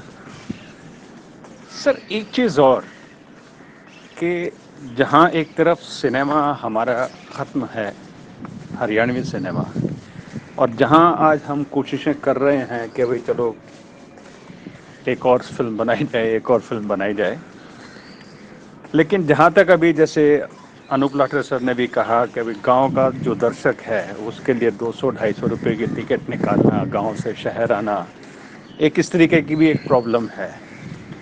तो क्या हम ऐसे में सिनेमा को डिवाइड कर सकते हैं क्या कि ये शहरी ऑडियंस के लिए है या ये गांव की ऑडियंस के लिए है? तो ऐसे में एक ऐसा सिनेमा जो न्यूट्रल हो, जो शहर के लिए भी है, क्योंकि अगर मैं कहूँ कि भाई मैं तो शहरी ऑडियंस के लिए ही फिल्म बनाना चाहता हूँ, तो क्या ऐसा सोचना कुछ वाजिब है ये कि ऑडियंस को डिवाइड किया जाए कि हाँ भाई चलो ठीक है, ऐसा नहीं तो ऐसा, ऐसा नहीं तो ऐसा, कि भाई चलो आज लग रहा है कि भाई हरियाणा में गांव की ऑडियंस नहीं आती है शहर में, तो क्या सिर्फ शहर की ऑडियंस के लिए सिनेमा बनाना उचित है या उसमें कुछ ऐसा रखना बैलेंस कि हाँ भाई बाई चांस अगर वो भी आ गई तो चलो वो भी देख लो? ऐसा थोड़ा सा कुछ बताइए सर, कि गाइड कीजिए कि क्या करना चाहिए ऐसी स्थिति में, हरियाणा के सिनेमा की स्थिति में। भाई मुझे क्या बताऊं, मैं तो खुद ही मुझे लगता है अच्छी चीज अच्छी होती है और वो हर एक को अच्छी लगती है। ये तो एक, आप मानेंगे ना कि शाश्वत बात है ये तो, कि जो अच्छी चीज है वो तो हर एक को अच्छी लगती है। वो गांव में रहता है, वो शहर में रहता है, वो तमिलनाडु में रहता है, वो हिंदुस्तान हरियाणा में रहता है, तरावड़ी में रहता है, उससे क्या फर्क पड़ने वाला है। हमारा तो, और दूसरा, क्या हमें पता है कि शहर की ऑडियंस को ये चाहिए और उस गांव की ऑडियंस को ये चाहिए, कि हम उसको डिवाइड कर लेंगे आराम से, एक लकीर खींच देंगे जैसे पेपर पे डिवाइड कर दिया हमने किसी प्लॉट को? क्या ऐसा है कुछ? क्या ऐसा संभव है? और क्या थियरी में भी ऐसा कुछ हो सकता है? क्या होता है क्या थियरिटिकली भी? तो अगर हम ये मान लें कि नहीं, हमें नहीं पता, किसी को नहीं पता किसको क्या चाहिए, तो हम तो एक ही उद्देश्य लेके चल सकते हैं कि भाई अच्छा काम करें। और अच्छा काम वो होता है जो हमें पूरी तरह से पसंद होता है। ऑडियंस को ये चाहिए, ये कहने वाले लोग, मैं थोड़ा उनसे कम इत्तेफाक रखता हूं। अरे यार, मुझे अपने मन की तो बात पता नहीं है, अपनी पसंद को तो मैं ठीक से जानता नहीं कि मैं ये कपड़ा पहनूं या ये पैंट खरीदूं या वो वाली, वो रंग लूं, वो चेक लूं या वो स्ट्राइप्स लूं। मुझे उसके मन की बात कैसे पता चलेगी? तो कम से कम अपने मन पर ही भरोसा करके मैं एक सच्ची चीज बनाऊं, अच्छी चीज बनाऊं, इस उम्मीद में कि वो तो सबको पसंद आएगी। और अगर वाकई अच्छी है तो ऑडियंस गांव की भी कच्चे धागे से खींचे चले आएंगे।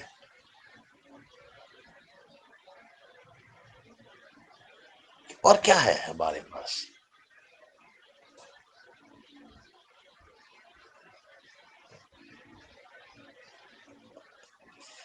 सवालों के जवाब कहीं इस सारी चीजों के बीच में कहीं रहते हैं, कभी भी पिन पॉइंट नहीं किया जा सकता। एज लॉन्ग एज हमारा दिमाग और दिल मिल करके जो हम यहाँ बातें कर रहे हैं, उनको सुनकर, उनको बोलकर, जो हमें लगता है हाँ यार ये कुछ समझ में आ रही है बात, हम उसको फॉलो कर लें। और हम क्या कर सकते हैं? एक आदमी जिसने, आप सोचिए, सब लोग जानते हैं, बेकार है उस बारे में बात करना, लेकिन इतना बड़ा शाश्वत सत्य है कि आपने कितने 13 या 14 साल में फिल्म बनती है मुगले आजम, दुनिया बदल जाती है भाई साहब, लोगों के चेहरे बदल जाते हैं। आप कहीं दिखा दीजिए कि नहीं ये तो यार इतने पुरानी, इतने बरसों में बनाई गई फिल्म है, साफ दिख रहा है ये शॉट, ये सीन उस समय उस एज का था, ये है, ये है। कहीं तो कोई, मतलब ऊपर से नीचे गिर कर कोई रास्ता कोई निकाल दे उसके पीछे, और उसे सब कुछ बेच दिया। उस आदमी ने सब कुछ बेच दिया अपना। उसकी बीवी के गहने कपड़े तक बिकने की नौबत आ गई थी। और उसने कहा ये क्या कर रहे हो तुम?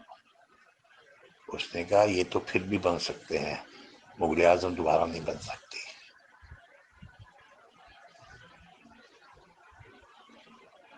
हम हैरान थे लगान जब बन रही थी कि कितना, शायद यशपाल को याद होगा, मेरी याददाश्त थोड़ी, 1-1.5 महीना एक्स्ट्रा, 30-40 दिन एक्स्ट्रा शूटिंग हुई है। बड़े से बड़ा प्रोड्यूसर थक जाए, हमने कभी चेहरे पे शिकन नहीं देखी, क्योंकि उन्हें अपनी प्रोडक्ट पर विश्वास था, अपनी प्रोडक्ट पर, अपने अपने काम पर, अपनी अप्रोच पर।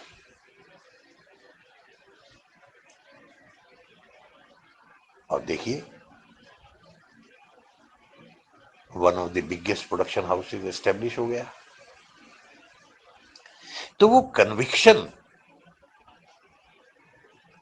जो, जिनके बारे में संदीप, वो आपके बारे में और कौन सी, किसके बारे में, राजेश भाटिया के बारे में बात कर रहे थे यशपाल, मैंने देखी नहीं है, आई एम श्योर और सही होगा। लेकिन ये कन्विक्शन मैंने यशपाल के साथ काम करते हुए देखी है, प्योरिटी और कन्विक्शन अपने काम में, अपने पात्र के प्रति पूरी ईमानदारी, उसकी समस्याओं के प्रति, उसके दुख और सुख के प्रति, अपने आर्ट को लेकर।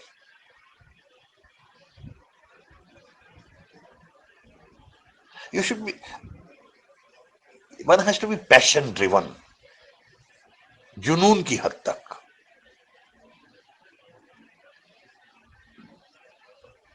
हमने बहुत लाइटली बना लिया है सिनेमा को, सिनेमा बनाना ठीक है ना यार, कर लेते हैं, हो जाएगा। इसीलिए अच्छा सिनेमा बहुत कम है, बहुत कम है। मगर जो है वो बिल्कुल सितारे की तरह आसमान में चमकता है। जो भी अच्छी फिल्म आप आज तक देख लीजिए, 3 इडियट्स है, इधर ये दंगल है, रंग दे बसंती है,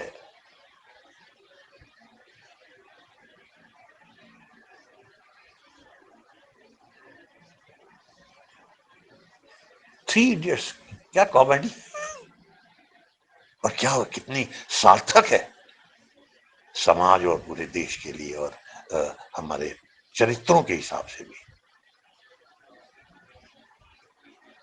कुछ लोग कितने प्योर हैं अपने काम में, वो कैरेक्टर्स,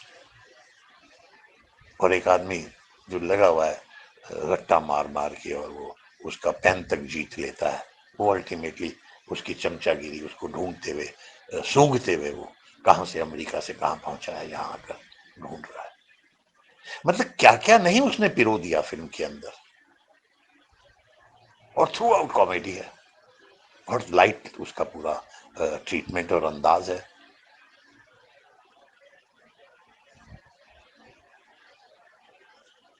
जी शुक्रिया sir, thank you so much. जी सर, बहुत अच्छा लग रहा है सर आपकी बातें सुनकर, आपका अनुभव सुनकर, और अनुभवों के आधार पर जो बातें आप बता रहे हैं निसंदेह अक्सर से सही बातें हैं ये। अच्छा सर, एक छोटी ही जिज्ञासा और भी है। नो डाउट जो फिल्मी लोग होते हैं, प्रोड्यूसर लोग होते हैं, निर्माता डायरेक्टर लोग होते हैं, या फिल्मों में काम करने वाले लोग होते हैं, ये दीवाने लोग होते हैं, ये दीवानों की दुनिया है। लेकिन आपको कैसे लगता है कि ये जो रीजनल फिल्में होती हैं, इन रीजनल फिल्मों को उभारने के लिए या थोड़ा धक्का लगाने के लिए सरकारों की कितनी भूमिका हो सकती है? कुछ इनकी दीवानगी काम करे, कुछ सरकार का सहयोग काम करे। क्या ये जुगलबंदी ठीक ठाक काम कर सकती है आपके नजरिए से? थियरी में तो कर सकती है भाई साहब, पेपर पे तो कर सकती है। प्रैक्टिकली मेरी समझ तो ये कहती है, जो सरकारी, जब हम किसी भी किस्म की कोई सहायता लेते हैं, वो सरकार के लोग जो आपको देते हैं, आधी वो खा जाते हैं, आधी आप भी सोचते हैं ठीक है ना यार, पेपर का पेट भर दे और हो गया काम। बुरा मत मानिएगा, मेरा जितना मोटा सा, मेरे कोई अनुभव नहीं है, मगर मेरी ओवरऑल जो ऑब्जर्वेशन है अपने यहाँ के तंत्र को, अपने यहाँ की व्यवस्था को लेकर, उसमें तो मेरा तो इम्प्रेशन अभी तक तो यही है। भगवान करे ये बदल जाए। इसमें हमें एक और बात देखनी पड़ेगी कि थियरिटिकली देखें तो एक जमाने में फिल्म फाइनेंस कॉरपोरेशन हुआ करता था, और जितनी अच्छी सार्थक सिनेमा उन दिनों में जो पूरी तरह से completely financed by film corporation, क्या थी वो, एफएफसी, फिल्म फाइनेंस कॉरपोरेशन, उसके द्वारा जितनी अच्छी समानांतर सिनेमा की फिल्में बनाई गई, जिन्होंने बाकायदा पैरेलल ला करके उस सिनेमा को खड़ा कर दिया गया, वो उसी ने किया था, सरकारी मदद से ही मिला था। लेकिन समय बहुत बदल गया है। वो बातें हैं 60s की, अर्ली 70s की। 70s के पूरे होने तक हमारा पूरा वैल्यू सिस्टम, पूरा सोशल स्ट्रक्चर हमारे पूरे देश का, वो इस कदर बिगड़ा है, और वो लगातार बिगड़ते बिगड़ते आज एकदम धरातल में समा गया है। इन दिनों उस तरह की कोई उम्मीद करना, जब तक कि हम साक्षात देख ही ना लें, हमारा तो दिमाग नहीं मानता भाई साहब, जबकि संभव सब कुछ है, लेकिन व्यावहारिक लेवल पर जो देख रहे हैं उसे स्वीकार करने को तैयार नहीं है। गुप्ता जी नमस्कार, मैं रामपाल बलहारा। गुप्ता जी मैं आपसे एक बात पूछना चाहूँगा। आपने हरियाणी फिल्म लाडो में भी काम किया था, बहुत ही अच्छी फिल्म बनी, नेशनल अवार्ड भी मिला उसको। आई थिंक वो पहली हरियाणी फिल्म थी जिसको गोल्डन लोटस मिला था। और फिल्म सरकार की उसके प्रति बड़ी उदासीनता रही, टैक्स माफ़ उसका नहीं किया गया। और क्योंकि उसमें एक ऐसे मुद्दे पर कहानी आधारित थी जिसको समाज उसको नकार गया। फिल्म अच्छी बनी और ज़्यादा सत्यता उसमें दिखा दी जिसके वर्ग ने, समाज के वर्ग में उसको स्वीकार नहीं किया गया। क्या ज़्यादा सत्यता दिखाना गुनाह है?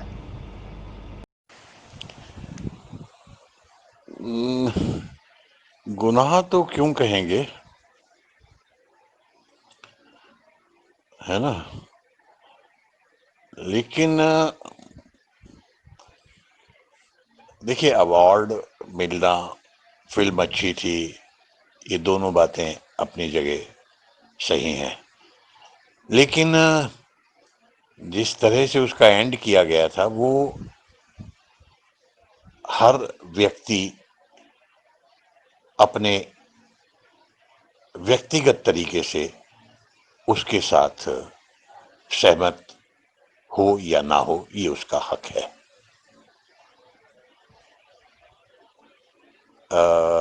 मुझे थोड़ा, मैं भुलक्कड़ हूँ इसलिए वो डिटेल याद नहीं आ रही है, एग्जैक्टली प्रिसाइजली याद नहीं आ रही है, मगर मेरी अश्विनी से थोड़ी सी इस पर बातचीत भी हुई थी कि इसको इस तरह से अगर दिखाया जाता तो मेरे को ज़्यादा सही लगता। मगर फिर वही बात है कि ये अल्टीमेटली एक डायरेक्टर का मीडियम है और उसको चॉइस है, मुझे ये नहीं ये चाहिए, और पूरा हक है उसे, और उन्होंने वो बनाई और ठीक है, ऑडियंस ने उसको स्वीकार ना किया हो, लेकिन अदरवाइज एक अच्छी फिल्म थी, काफ़ी बातचीत उस फिल्म पर हुई और अवार्ड भी मिला, ये एक सत्य है।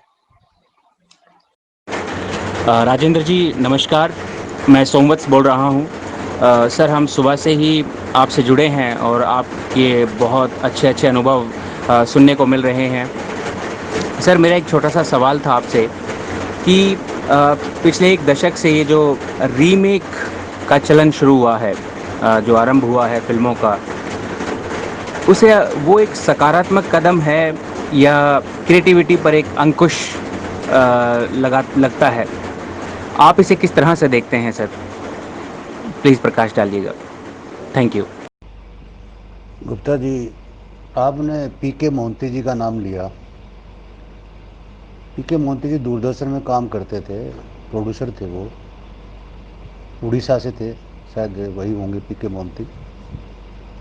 छोटे से कद के, ज़्यादा बोलते थे। तो सरकार ने उनको, एनएफडीसी ने उनको प्रोजेक्ट दिया, सिफारिश से ले लिया उन्होंने वो उड़िया फिल्म, और उसको 35 लाख का बजट अप्रूव किया गया। उड़ीसा में शूटिंग हुई और मैं एनएफडीसी में ही काम करता था उस टाइम। तो हेड ऑफिस ने मुझे बोला कि आप जाइए, इसको एज ए ईपी काम संभालो इसका, ये वहाँ पर। तो मैं वहाँ गया तो मैंने देखा उसको बजट जो दिया गया उसने उसमें बिल्कुल प्योरिटी नहीं दिखाई। और ये उसी समय की बात है जब आपकी लगान फिल्म बन रही थी, क्योंकि मैं उड़ीसा से चेन्नई जा रहा था स्टॉक लेकर, जो एक्सपोर्ट स्टॉक जमा करने के। तब लगान की बड़ी पब्लिसिटी, ट्रेन में सुन रहे थे हम, लगान आ रही है, गाने चल रहे थे, तो लगान की पब्लिसिटी जोरों पर थी। तो मैं ये कहना चाहता हूँ यहाँ पर, कुछ प्रोड्यूसर, अगर सरकार 35 लाख रुपए देती है, बजट कम भी देती है, तो उसमें भी हेरा फेरी करते हैं, कला के प्रति वो निर्णय नहीं ले पाते, आर्टिस्ट को भी पेमेंट ना देना, खाना टाइम पर ना देना, उनके साथ रहने की व्यवस्था ठीक ना होना, और सारे आर्टिस्ट कूटते रहते थे, ये डायरेक्टर ने ऐसा किया। तो मेरा भी उसके साथ बहुत झगड़ा होता था। तो जो सरकारी पैसा है वो लेकर फिर उस पर वो खर्च ना करना, ये भी एक बड़ी समस्या है। सब्सिडी मिल जाना या एक बजट अप्रूव होकर उसमें खर्च पूरा ना करना उसी पर, तो उसमें बड़ा खौफ होती है कि आर्ट के लिए लिया गया पैसा वो खर्च नहीं किया जा रहा, कलाकारों का पैसा वो अपनी जेब में डाल रहे हैं। तो सरकारी पैसे का यहाँ दुरुपयोग होता है और ये बिल्कुल सही है। अब जैसे यूपी के अंदर पॉलिसी है या उत्तराखंड में पॉलिसी है, झारखंड में फिल्म पॉलिसी आ गई है, तो लोग भागे जा रहे हैं, वहाँ पर खूब फिल्में बन रही हैं। तो दुरुपयोग भी हो रहा है सब्सिडी का, पर केवल सब्सिडी के बहाने फिल्म बनाए या सब्सिडी के सारे फिल्म बनाई नहीं जा सकती। अगर सब्सिडी नहीं मिली तो भी एक बड़ा दुख होता है। तो ये प्रोड्यूसर, वह बड़ी बात सही है कि हमें ईमानदार होना पड़ेगा प्रोडक्शन के प्रति, कि फिल्म हम जो बना रहे हैं वो हमारा एक अच्छी आर्ट बने, तभी होगा। Thank you. देखिए, अल्टीमेटली फिल्म मेकर्स के लिए, ज़्यादातर फिल्म मेकर्स के लिए ये एक धंधा है, बिजनेस है, व्यवसाय है। और उस व्यवसायिक जो उनका उद्देश्य है उसके लिए उनको पूरा हक है वो कुछ भी करें, उस पर हम क्वेश्चन नहीं उठा सकते। दरअसल हमारे प्रश्न तब होते हैं जब हम उसे कुछ व्यवसाय से ऊपर की चीज मान लेते हैं। तो अगर मानते हैं तो वो इंडिविजुअल की समस्या है, वो उस माध्यम की समस्या नहीं है, सिनेमा की समस्या नहीं है। वो इंडिविजुअल की समस्या है कि आप हैं व्यक्तिगत रूप से या मैं हूं, अगर मुझे वो नहीं पसंद तो भाई मैं उस तरह का सिनेमा ना बनाऊं, ना सोचूं। लेकिन अगर एक फ्री कंट्री के अंदर एक व्यवसाय के तौर पर एक आदमी क्या करता है और वो वहां के कानून के दायरे में रहकर करता है, तो उसमें क्या परेशानी है? उसने तो नहीं कहा मेरे को तो, मैंने कोई झंडा उठाया हुआ है, मुझे एक ऐसा सिनेमा बनाना है जो आदर्श होगा। इसलिए सब कुछ व्यक्ति पर है, इंडिविजुअली हम क्या चाहते हैं, क्या हमें पसंद है और क्या हम करें। दूसरा क्या कर रहा है उस पर बेस करके हम पूरे एक तरह से उसकी डेफिनेशन पर क्वेश्चन उठाएं। ये बड़ा बचकाना सी बात है। जरा आप सोचिए, क्या ये सही बनता है सवाल कि वो जो कर रहे हैं गलत है? अरे गलत सही को देख कौन रहा है? धंधा है ना। जब असली जो गलत सही हो रहा है हमारे मुल्क में उस पर कोई सवाल नहीं उठाता, तो ये तो है ना भाई, जो मुझे समझ में आ रहा है मैं वो बात आपसे शेयर कर रहा हूं। सर नमस्कार, मैं जेडी बल्लू। सर मुझे लगता है कि हरियाणा में जो फिल्म लाइन है इसको बिजनेस नहीं मानते लोग, इसको प्रोफेशन नहीं मानते, इसको धंधा नहीं मानते। और जब तक इसको प्रोफेशन नहीं मानेंगे तब तक लोग पैसा लगाने से डरेंगे और डरते हैं, अब भी डरते हैं। हालांकि अपना पैसा और कहीं पे वेस्ट कर देते हैं, चाहे राजनीति में लगा लो, चाहे कोई भी फील्ड और दूसरे फील्ड में लगा देंगे, लेकिन इस फील्ड में लगाने से डरते हैं क्योंकि उनको ये लगता है कि ये कोई धंधा नहीं, ये कोई बिजनेस नहीं है। तो ऐसा क्या किया जाए कि यहाँ के जो बिजनेसमैन हैं, यहाँ के जो पैसा लगाने वाले हैं, उनको इस फील्ड की तरफ आकर्षित किया जाए, उनको ये लगे कि ये भी दुनिया के जो सबसे बड़े बिजनेस हैं उनमें से एक है फिल्म निर्माण। तो ऐसा क्या किया जाए कि वो इस तरफ आकर्षित हो? Thank you sir.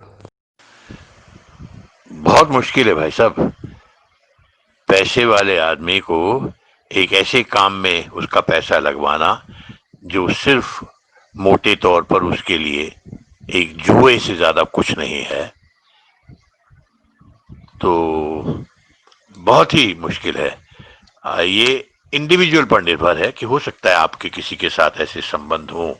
इसका कोई साइंटिफिक तरीका नहीं है, कम से कम हिंदुस्तान में, जितना मेरी समझ में आता है।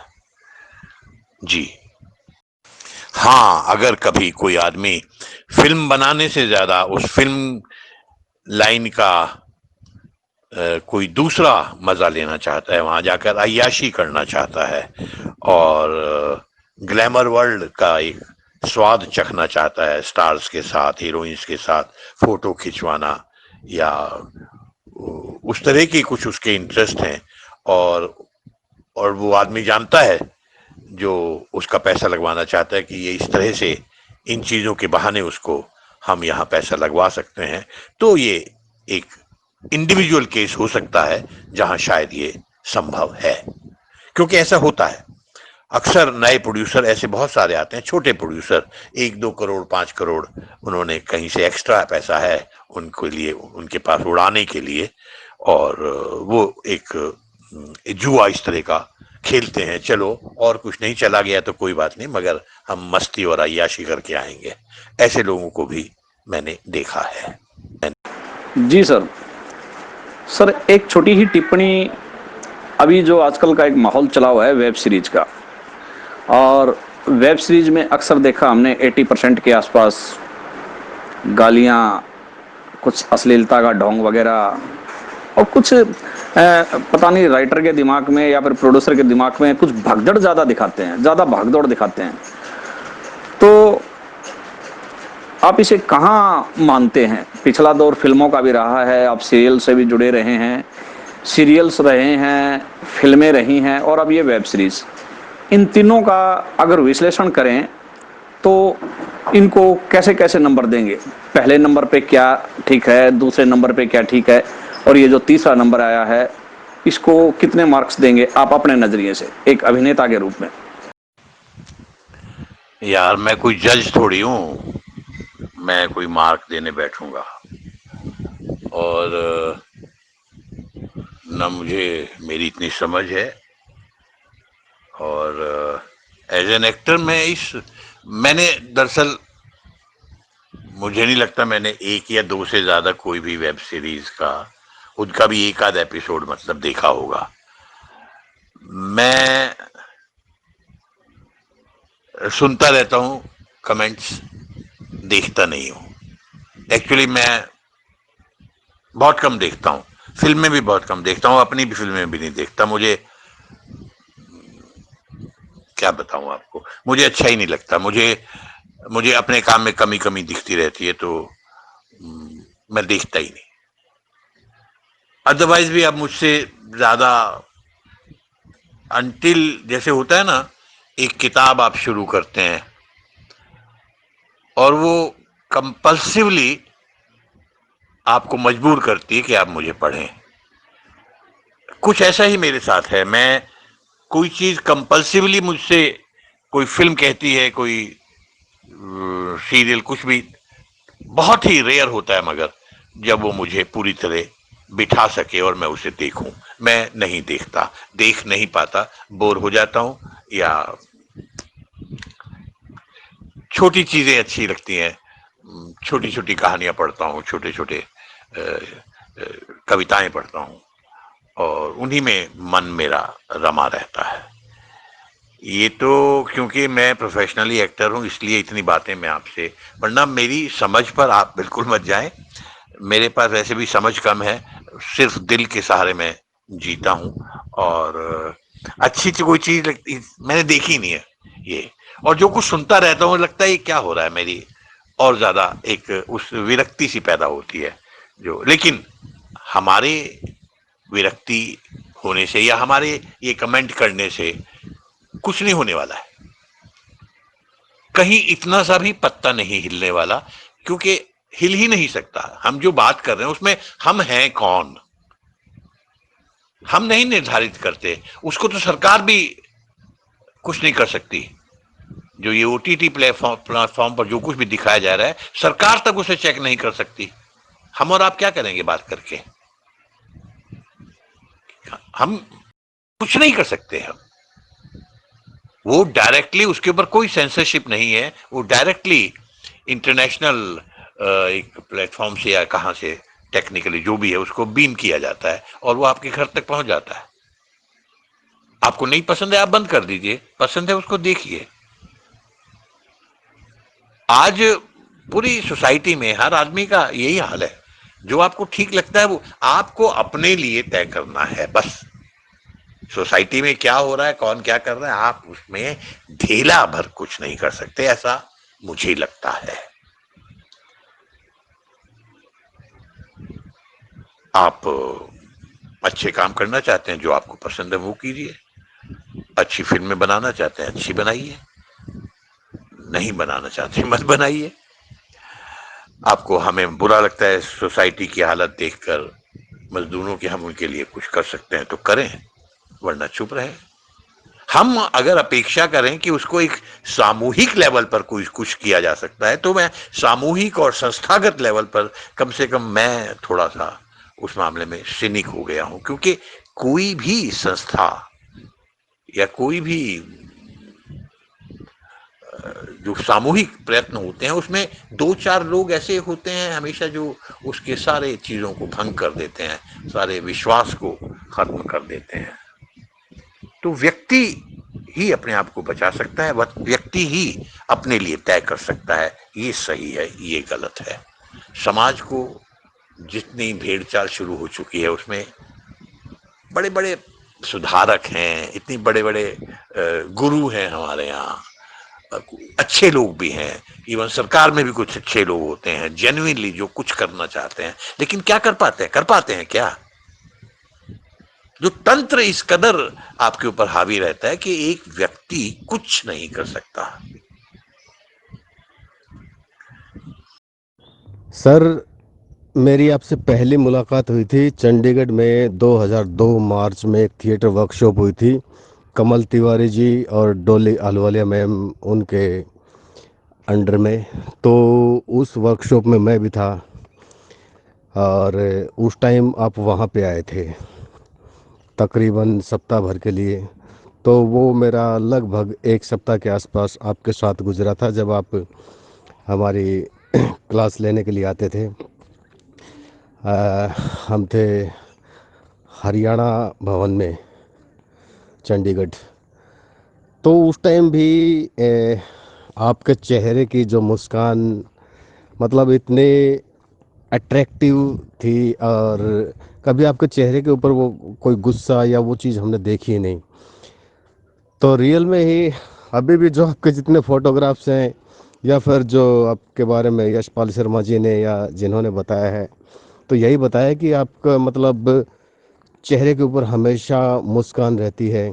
तो सर, बड़ी खुशी की बात है कि जिस चेहरे के ऊपर हमेशा मुस्कान रहे और फिर वो ही चेहरा हमसे रूबरू होकर हमें कुछ बताने के लिए आए। आप बता रहे हो, हम सीख रहे हैं, बड़ी खुशी की बात है सर हमारे लिए। Thank you. बस इसी तरह हमारे साथ बने रहिएगा, ज़िंदगी भर हमारे सिर के ऊपर अपना आशीर्वाद रखिएगा। Thank you sir. और वैसे भी भाई मुझे लगता है ये सारे बड़े प्रैक्टिकल सवाल नहीं है, थियरिटिकल सवाल हैं। अगर हम खुद ही उन पर विचार करें तो लगेगा कि कोई किसका प्योर थियरी है वो, या कि वो जो जिस तरह के वो डिस्कशंस होते हैं सेमिनार्स में, जहाँ सिर्फ हर आदमी अपनी अपनी विजडम, विद्वता को, अपने ज्ञान को प्रूव करना चाहता है। कहाँ, क्या अब अगर हैं तो हैं और पूरी दुनिया में है, क्या कर लेंगे हम? खराब है तो भाई मैं ना देखूं, मैं कहूं तू बंद कर दे। आप सोचो उसके लिए किस लेवल पर क्या, किस चीज की जरूरत है, किस लॉ की या किस तरह के नियम की जरूरत है कि उसको बंद कर दिया जाए अगर वो अच्छा नहीं है। सोचिए किस लेवल पर होगा वो, है ना?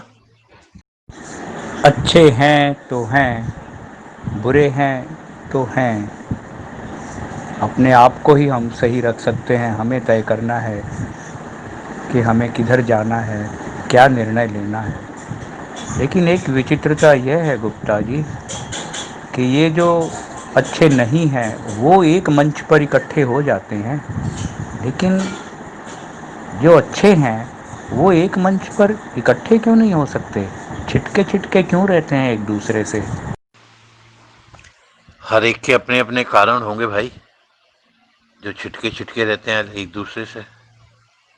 कहीं तो कुछ होगा, किसी की कोई स्वार्थ सिद्धि नहीं होती होगी, या किसी के उद्देश्य कुछ और होते होंगे और वो उद्देश्य टकरा जाते होंगे। कुछ तो होता होगा ना, अगर ऐसा होता है तो। जी,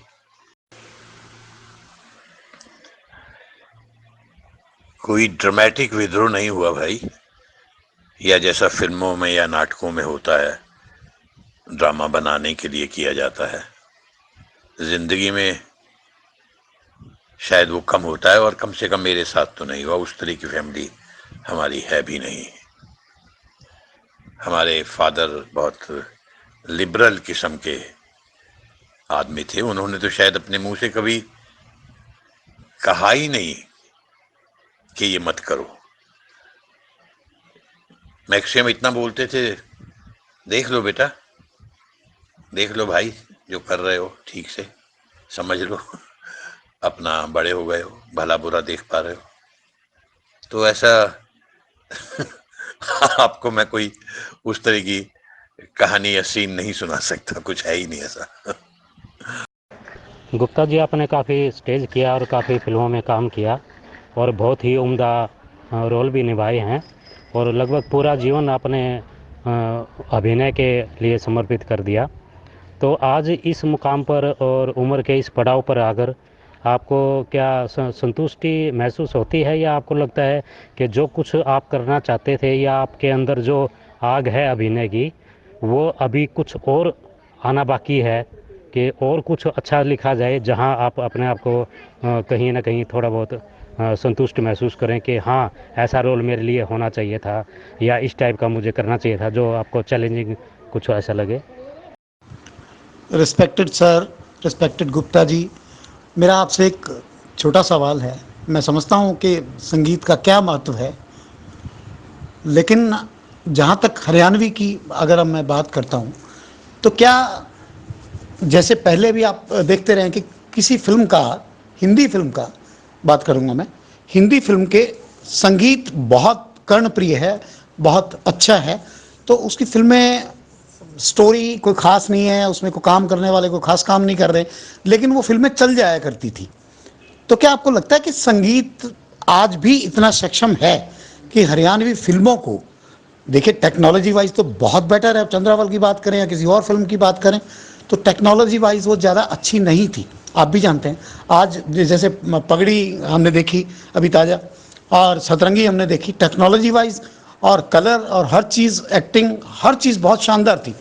लेकिन मेरा प्रश्न ये है कि टेक्नोलॉजी वाइज हम आज इतने समृद्ध हो गए हैं हरियाणा में, तो अब कमी कहाँ रह गई है? तो मेरा जो मूल प्रश्न है वो ये है गुप्ता जी, कि क्या अब भी कैपेबिलिटी है संगीत में इतनी कि वो फिल्म को उठा के ले जाए अपने दम पे? सिर्फ पर्सनल सा सवाल है सर, अगर आप उत्तर देना चाहें तो प्लीज। मुझे लगता है क्यों नहीं।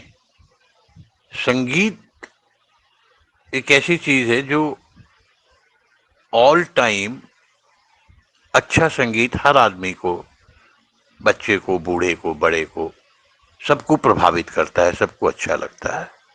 संगीत के बारे में कहा जाता है कि सबसे ज्यादा नियरेस्ट टू गॉड कोई चीज आपको ले जा सकती है तो वो संगीत है। तो वो संगीत, और वो हमेशा से रहा है, हमेशा रहने वाला है, और उसका प्रभाव भी उतना ही रहने वाला है।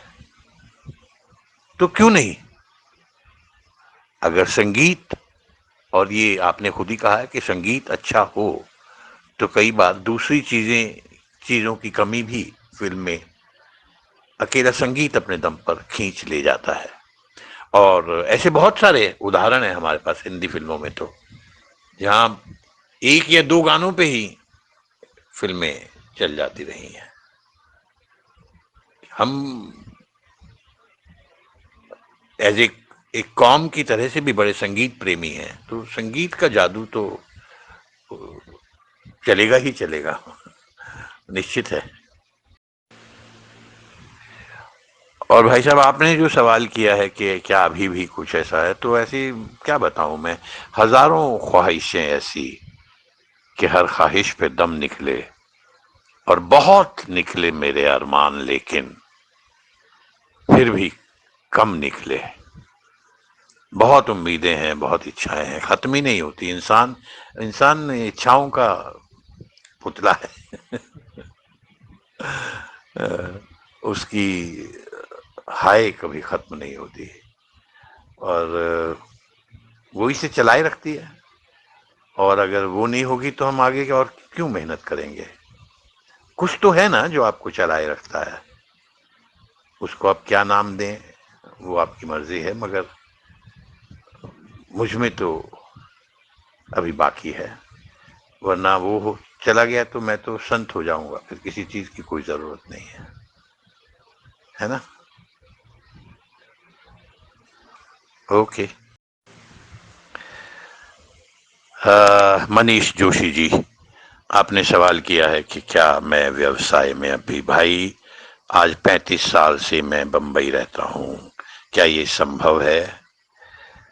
मेरे बीवी बच्चे हैं, मेरे बच्चे बड़े बड़े हो गए हैं, मेरे परिवार में हर भाई के बच्चे बड़े बड़े हो गए हैं, तो कुछ भी इकट्ठा अब नहीं है। वो तो उसी दिन जिस दिन मैंने वापस कहा था कि मुझे जो कर किया था 3-4 साल मैंने बिजनेस, कि भाई मुझे अलग होना है, तभी अलग हो गया था। आपका दूसरा सवाल है कि हुबनाथ जी की कविताओं में ऐसा क्या है जो आपको पसंद है, आप बताइए। आपने सुनी है तो उसका जवाब तो आपके पास होगा ही। वो तो बड़ी सामाजिक सरोकारों से ताल्लुक रखती है उनकी कविताएं विरोध की कविताएं हैं। जहां भी वो कोई कमी या शोषण या कुछ करप्शन देखती हैं, और जहां पर आदमी, तो वहां वो उसको उसके प्रति अपने विचार व्यक्त किए बिना रह ही नहीं पाते, और मैं उन्हें पढ़कर बिना उसका पाठ किए नहीं रह पाता जी। रिस्पेक्टेड सर, मैं कमलजीत मुदगिल बोल रहा हूँ हिसार से। आपने बिल्कुल सही जवाब दिया। तो एक प्रश्न और इसके साथ पैदा हो गया। मैं समझता हूँ समय आपके पास कम है, लेकिन फिर भी मेरा सवाल मुझे तंग करेगा। मैं ये कहना चाह रहा हूँ कि तो संगीत किस तरह का सा संगीत, क्या वो प्रादेशिक आवरण ओढ़े हुए हो, या उसमें जो लयकारी हो वो मौलिक हो, हरियाणवी हो, तो या कुछ अलग सा ही ढूंढना पड़ेगा कि जिससे वो लोगों को कर्णप्रिय हो सके, फिल्म के लिए अच्छा हो सके। बेशक आज भी मैं कहता हूँ कि चंद्रावल का संगीत बहुत शानदार था, कर्णप्रिय था, हर एक जगह बजता हुआ देखा गया, हर जगह गाते हुए लोग मैंने देखे। तो अब के संगीत में, अब जो हरियाणवी संगीत मैं देख पा रहा हूँ या सुन पा रहा हूँ, उसमें काफ़ी अंतर में नज़र, मुझे लगता है कि काफ़ी अंतर है। मैं क्षुद्र बुद्धि हूँ, आपसे सुनना चाहूँगा कि मैं ठीक से अपना प्रश्न कह भी नहीं पा रहा आपको, लेकिन आप समझ पाएंगे कि किस तरह का सब म्यूजिक अब होना चाहिए कि वो संगीत जो है इतना सुंदर बन पाए कि फिल्म को अपने साथ उड़ा के ले जाए। प्लीज़ भाई साहब, मैं आपकी इस सवाल का जवाब नहीं दे पाऊंगा। मैं संगीत के बारे में बहुत कम मेरी जानकारी है। हाँ, मुझे क्या अच्छा लगता है मुझे बहुत अच्छी तरह से मालूम है, और क्या अच्छा नहीं लगता वो भी मुझे मालूम है। कैसा होना चाहिए बिल्कुल इस बारे में मैं कुछ नहीं जानता, और क्या अच्छा बुरा है या नहीं है वो सब मैं सुन के किसी भी उस पर रिएक्ट कर सकता हूँ। थियरी में मैं कुछ नहीं जानता इसके बारे में। काफी विद्वान होंगे हमारे ग्रुप में, आप प्लीज इस शंका का उनके साथ समाधान करें। धन्यवाद। गुप्ता जी, एक सवाल है। मैं बीच लास्ट के 15-20 मैसेज पढ़ा हूँ, पीछे वाले बीच के छोड़ दिए हूँ, बाद में पढ़ूंगा, इधर सुनूंगा। अभी पहुँचा हूँ यहाँ तक। तो बस मेरा एक सवाल है, अगर आप इजाज़त दें तो मैं पूछूं, क्योंकि मुझे बड़ा ही मन है वो सवाल पूछने का। और मैं, क्योंकि इतनी सारी बातें शेयर हुई हैं, तो क्या ये बात भी मैं पूछ सकता हूँ? एक और है, सर, कुछ महीने पहले आप कोकिलाबेन अस्पताल में एडमिट थे और मैं आपके पास आना चाह रहा था, लेकिन किसी ने मुझे बताया कि गुप्ता जी ने किसी से भी शेयर नहीं किया है और उन्होंने मना किया है सब किसी को भी बताने से। तो मैं दबाव नहीं डाल सकता, लेकिन चाहता हूं कि आपके जीवन की इतनी बातें हमने शेयर की हैं, तो क्या ये बात आप शेयर कर सकते हैं? शुक्रिया। जी, पूछिए ज़रूर। हाँ भाई, क्यों नहीं। और जीवन में मैं ये मानता हूँ कि जो कुछ भी किसी के साथ घट रहा है वो किसी के साथ भी घट सकता है, और वो सब स्वाभाविक है और जीवन के हिस्सा है। उसमें कोई दुराव छिपाव, मतलब मैं थोड़ा सा इस मामले में बहुत ही, मेरी जिद है कि दरवाज़ा हमेशा खुला रहता है तो हवा अच्छी आती है। ऐसा ही जिया हूँ मैं, और मैंने कभी किसी को मना नहीं किया था भाई बताने को। हाँ, इतना ज़रूर है कि जब आप अस्पताल में होते हैं तो आपकी कम चलती है, आपके घर वालों की चलती है। आप तो एक बड़े वल्नरेबल से, जो आपको डॉक्टर कहता है वो आप सुनते मानते रहते हैं, और जो आप के घर वाले कहते हैं वो भी आप मानते रहते हैं। आपका बस क्या रह जाता है ना? तो ऐसा कुछ नहीं है मुझे। और एक बात और गुप्ता जी, मैं ये पूछना चाह रहा हूँ कि इंसान जैसी ज़िंदगी चाहता है, जैसी भी रूटीन, मतलब नाम, पैसा और रहन सहन, वो सारी सब कुछ आपके पास है, फिर भी ऐसी क्या अनकंफर्टेबलनेस है, ऐसी क्या अंदर बुलबुलाहट है जो आपको उससे अलग करती है, एक अलग इंसान बनाती है, जो क्वालिटी हर किसी के पास नहीं होती है?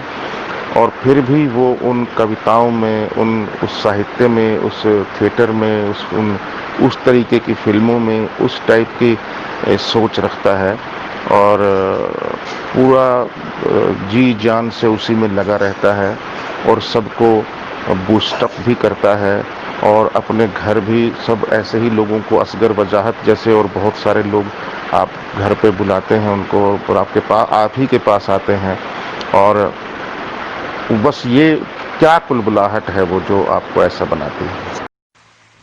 मुझे कुछ 5, 6, 7, 8, 9 महीने पुरानी बात है। मुझे थोड़ा सा अनकंफर्टेबल सा लगा था। बच्चे लोग मुझे ले गए अस्पताल में, वहाँ उन्होंने कुछ ईसीजी किया, किसी ने आपस में सलाह की, बच्चों ने, नहीं नहीं वहाँ ले जाते हैं। तो थोड़ी सी आदत भी हो गई थी। 2 बार पहले भी मैं कोकिलाबेन भर्ती हो चुका था, एक बार 8-9 साल पहले और एक बार 4 साल पहले 2 दिन के लिए। तो वहाँ गया तो उनको लगा नहीं, कुछ आपकी ब्लॉकेज है तो हमें वो स्टंट डालना पड़ेगा। मैंने कहा हुआ क्या है? नहीं आपको नहीं मालूम, आपको हल्का सा कुछ अटैक वाला, तो स्टंट डालना, डाल दो भाई। तो डाल दिया, 2 दिन रह के आ गए जी। और एक सवाल और जहन में उमड़ घुमड़ हो रहा है दोपहर से ही, कि आपने थिएटर के और सिनेमा के मेरे ख्याल से 90% दिग्गजों के साथ काम कर लिया है, जिनको हम एक्टर मानते हैं। मैक्सिमम लोगों के साथ आपने काम कर लिया है, तो उन सब लोगों के साथ या कुछ लोगों के साथ आज भी वार्तालाप या कम्युनिकेशन है, चौपाल के अलावा? किसी का कोई सवाल है तो प्लीज़ जल्दी पूछ लीजिए। सिर्फ पूछने के लिए मत पूछिए, अगर वाकई में कुछ वाकई लगता है कि हाँ ये सवाल है मन में कुछ। तो प्लीज़ पूछ लीजिए। हाइफा टीम 7.25 हजार। शायद रिकॉर्ड नहीं हुआ। सुहासिनी जी, मैं आपके सवाल का जवाब देने की कोशिश कर रहा था। तो जो भी मुझे पसंद आ जाते हैं, उन जिनकी कविताएं मुझे छू जाती हैं, मुझे झकझोर जाती हैं, वो मुझे पसंद है। और वो नाम कोई बड़ा है या नया है या अननोन है, मुझे इस बात से कोई मतलब नहीं है। कई बार बहुत सारे रचनाकार मुझे अपनी चीज़ें भेजते रहते हैं कि प्लीज़ आप इनका वो कीजिए। मैं अंदर से थोड़ा शर्मिंदगी भी महसूस करता हूँ, लेकिन कर नहीं पाता, क्योंकि मैं कविताएं नहीं चुनता। कविताएं, विश्वास कीजिए, कविताएं मुझे चुनती हैं। जो मुझे तंग करती हैं कि मुझे पढ़ो, मैं उनको पढ़ता हूँ, वो मुझे पसंद है। नाम गिनने शुरू करूँगा तो कुछ याद आ जाएंगे, कुछ नहीं आएंगे। बहुत सारे हैं। ज़्यादातर नए लोगों की आजकल मैं बहुत कविताएं पढ़ रहा हूँ। पिछले दिनों हिजरत नाम की कविता अंशु मालवीय ने लिखी, अद्भुत कविता है। कुबना जी तो कमाल का लिखते ही हैं। देवेंद्र आर्य ने भी एक बहुत अच्छी कविता पिछले दिनों लिखी।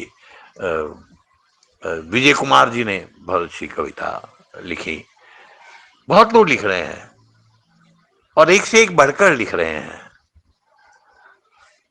तो रचनाकारों के नाम चाहिए ही तो मैं स्टडी करके, याद करके किन किन को मैंने ज़्यादा रिकॉर्ड किया है, वो मैं ढूंढ कर, मुझे याद बहुत कम रहता है, वो मैं आपको अदरवाइज बता सकता हूँ। जहाँ तक मेरी अपने रचनाकार की बात है, तो मैं अंदर ही अंदर बहुत एक ज़माने से परेशान होता रहा हूँ कि मुझे लिखना क्यों नहीं आता, मैं लिख क्यों नहीं सकता। मैं चाहता हूँ लिखना, मेरे पास शब्द नहीं होते अपनी भावनाओं को व्यक्त करने के। कभी कभी तो लगता है मैं एक्टर भी शायद इसीलिए हूं क्योंकि मेरे पास अपने शब्द कभी नहीं हो पाए अपनी बात कहने को, अपने जज्बात कहने को, मैं क्या महसूस करता हूं। इसीलिए मुझे दूसरे के शब्द जब मिले तो उनको मैंने उतना ही ईमानदारी से, अपनी तरफ से ज्यादा ही उनको हमेशा अपना बनाकर पेश करने की कोशिश की। तो काफी हद तक, क्योंकि मेरे पास अपनी अभिव्यक्ति नहीं है, मेरे पास शब्द नहीं है, तो मैं उन्हें दूसरों के शब्दों में ढालकर स्वयं को अभिव्यक्त कर रहा होता हूँ इनडायरेक्टली। एक आध कुछ लिखी भी हैं, बट ऐसा कुछ नहीं है। एक की रिकॉर्डिंग भी की थी, मैं देखता हूँ अगर संभव हुआ तो यहाँ इसी ग्रुप पे डाल भी देता हूँ।